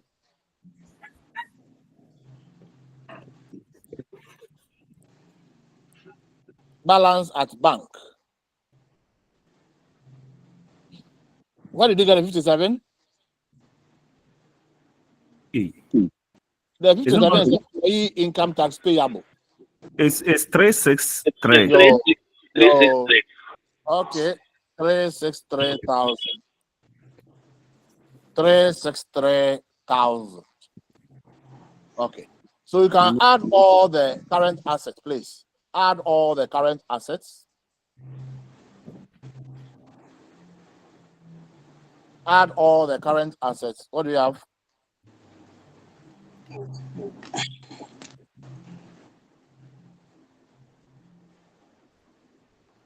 All right.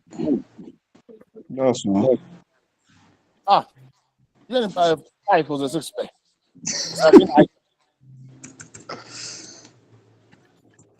1,140,000.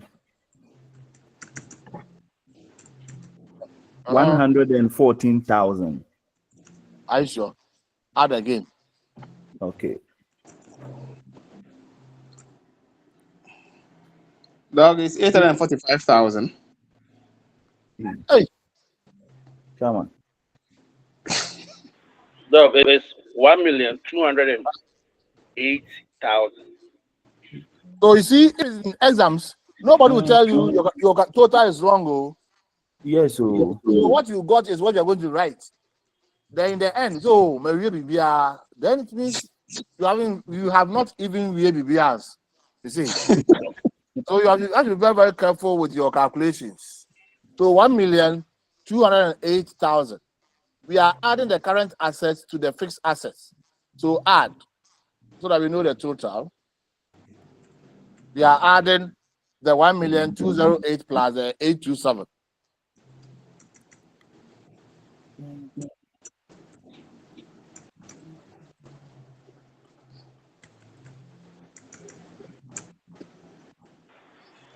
So it's 2,035,000. Thank you very much. 2,035,000. Very good. Then we go to our equity and liabilities.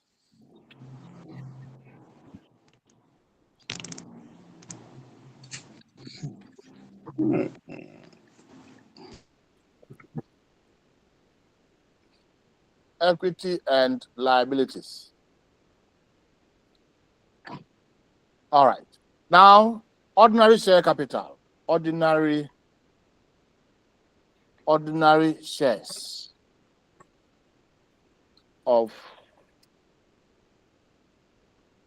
1 CD each. So how much are we getting? Ordinary share capital, how much do we have? 650,000. 650,000. Thank you.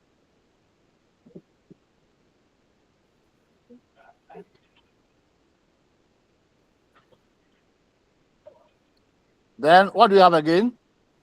Preference shares. 5%. There's 5% attached, eh? Yes, 5%. Let me see. Yes, 5% preference shares. Thank you. 5% preference shares of 1 CD. That one is also 1 CD, eh? Yes, sir. each. What's the figure?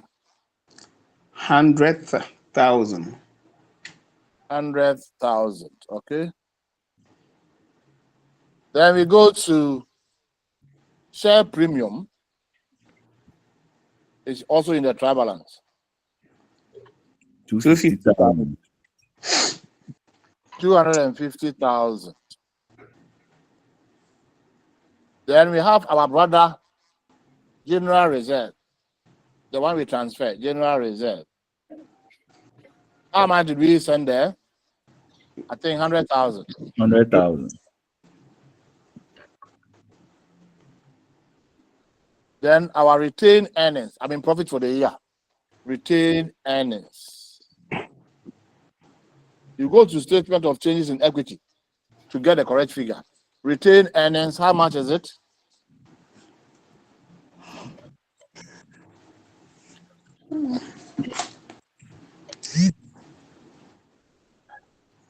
How much is it? How much is our retained earnings? Total of retained earnings? Go to the statement. 374,000. Yes, 374,000. So you can add this side so that we go to the current liabilities. You can add this side. What are you getting?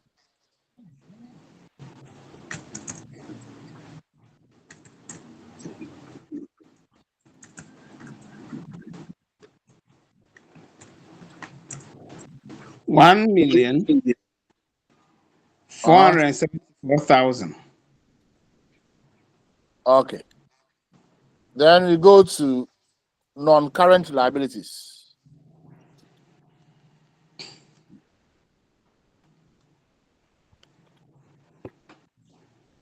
Under the non-current liabilities, we have debentures. We have 10% debentures. What's the value for the debentures? 200,000. Okay. Then we come to current liabilities.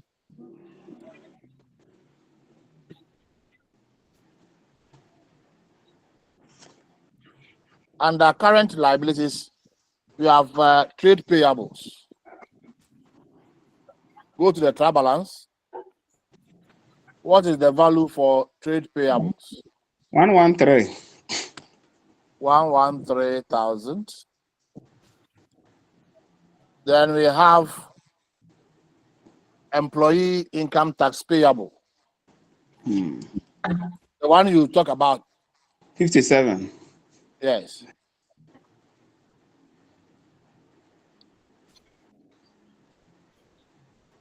$57,000. Then we have our accruals or owings.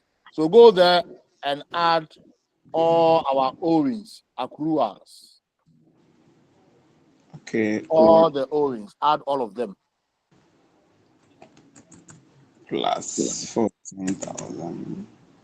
Plus 61,000. 132,000. 132,000. Okay. Then debenture interest, the interest we calculated.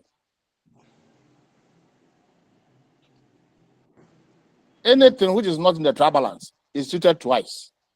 The debenture interest we calculated. How much did we get? 20,000. 20,000. And lastly, our income tax. Income tax for the year. It was also in the footnotes. How much was the income tax for the year? 39,000, right? Yes, 39,000. So we can add this side also. We can add this side. So I'll take it to the second column.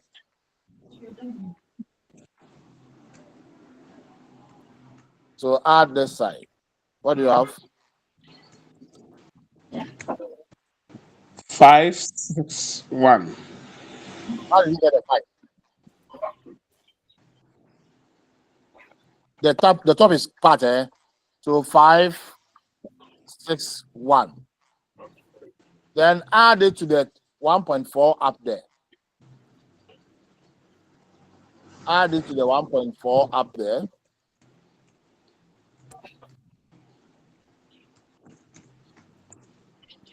$2,035,000. 2,035,000. A So balance. it agrees with the total assets side. This one, this figure. It agrees with this figure. It agrees with this figure. So that is how you have to go about it. It is not anything difficult at all. It involves a lot, but if you understand how to prepare financial statements, that's why I brought this question. This is a very nice illustrative question that goes to tackle all important areas. All important areas.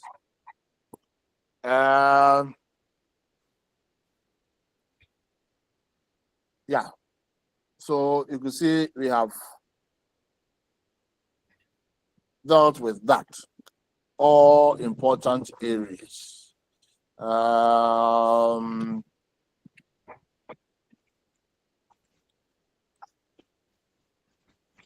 Let me give you assignments.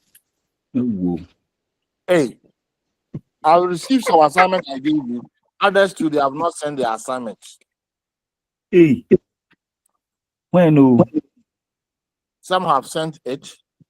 Some have not sent it.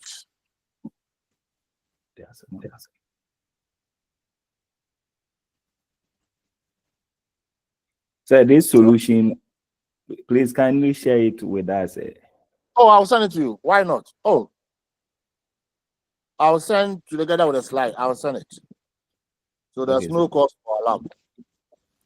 The moment I get to the office on Monday morning, I will send it to you.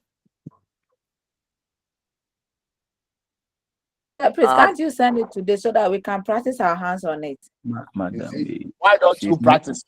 Why don't you practice so that when I send it on Monday, you compare? Sir, Why don't you practice?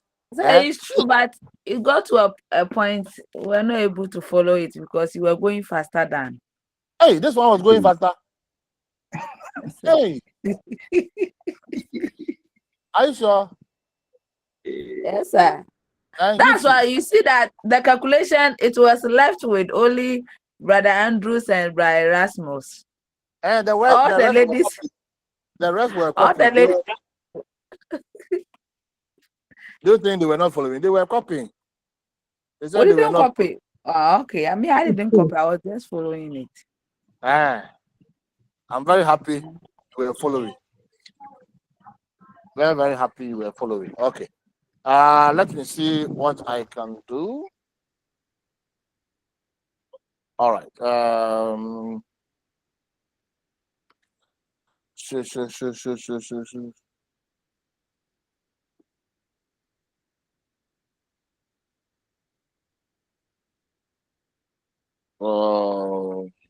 Okay. So I'll send this. You said you want it today, so I'll send it. Thank you, sir. Thank you very much. I'll send it. Don't worry. Let me see. I want to send another work for you to use it during this period before it is 11. Okay.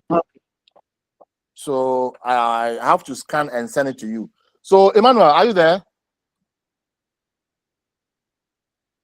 Hello, Emmanuel. Emmanuel. Sir. Very good. I'm scanning another question. You use this period, the period left, to solve that question, and let me have it Monday morning through the email I've given you. Okay, sir. Okay. So I will have to stop and scan, and I'll send it to the page. Use this period, the period left. Please, it is my period. Use it to solve this question. That is your assessment. And I will take it Monday morning. Use this period for that assessment. use all your effort to solve it. I will use that one as your assessment. It is very, very important. When we meet next week, I will go to cash flow statement and we see how we can deal with it. I hope I have not confused you. No, sir. Very good. So I thank you very much for your attention today. We will meet next week, but I'll send the information right away when I sign off to you. Thank you very much. Thank you, sir. Kindly add the solution, please. It's Yes, very I'll important. add 50. I'll add now. I'll add. So don't worry. I'll add now. Thank So you, thank sir. you very much. Thank you very much. Thank you, sir. All right. Okay. Bye-bye. Bye.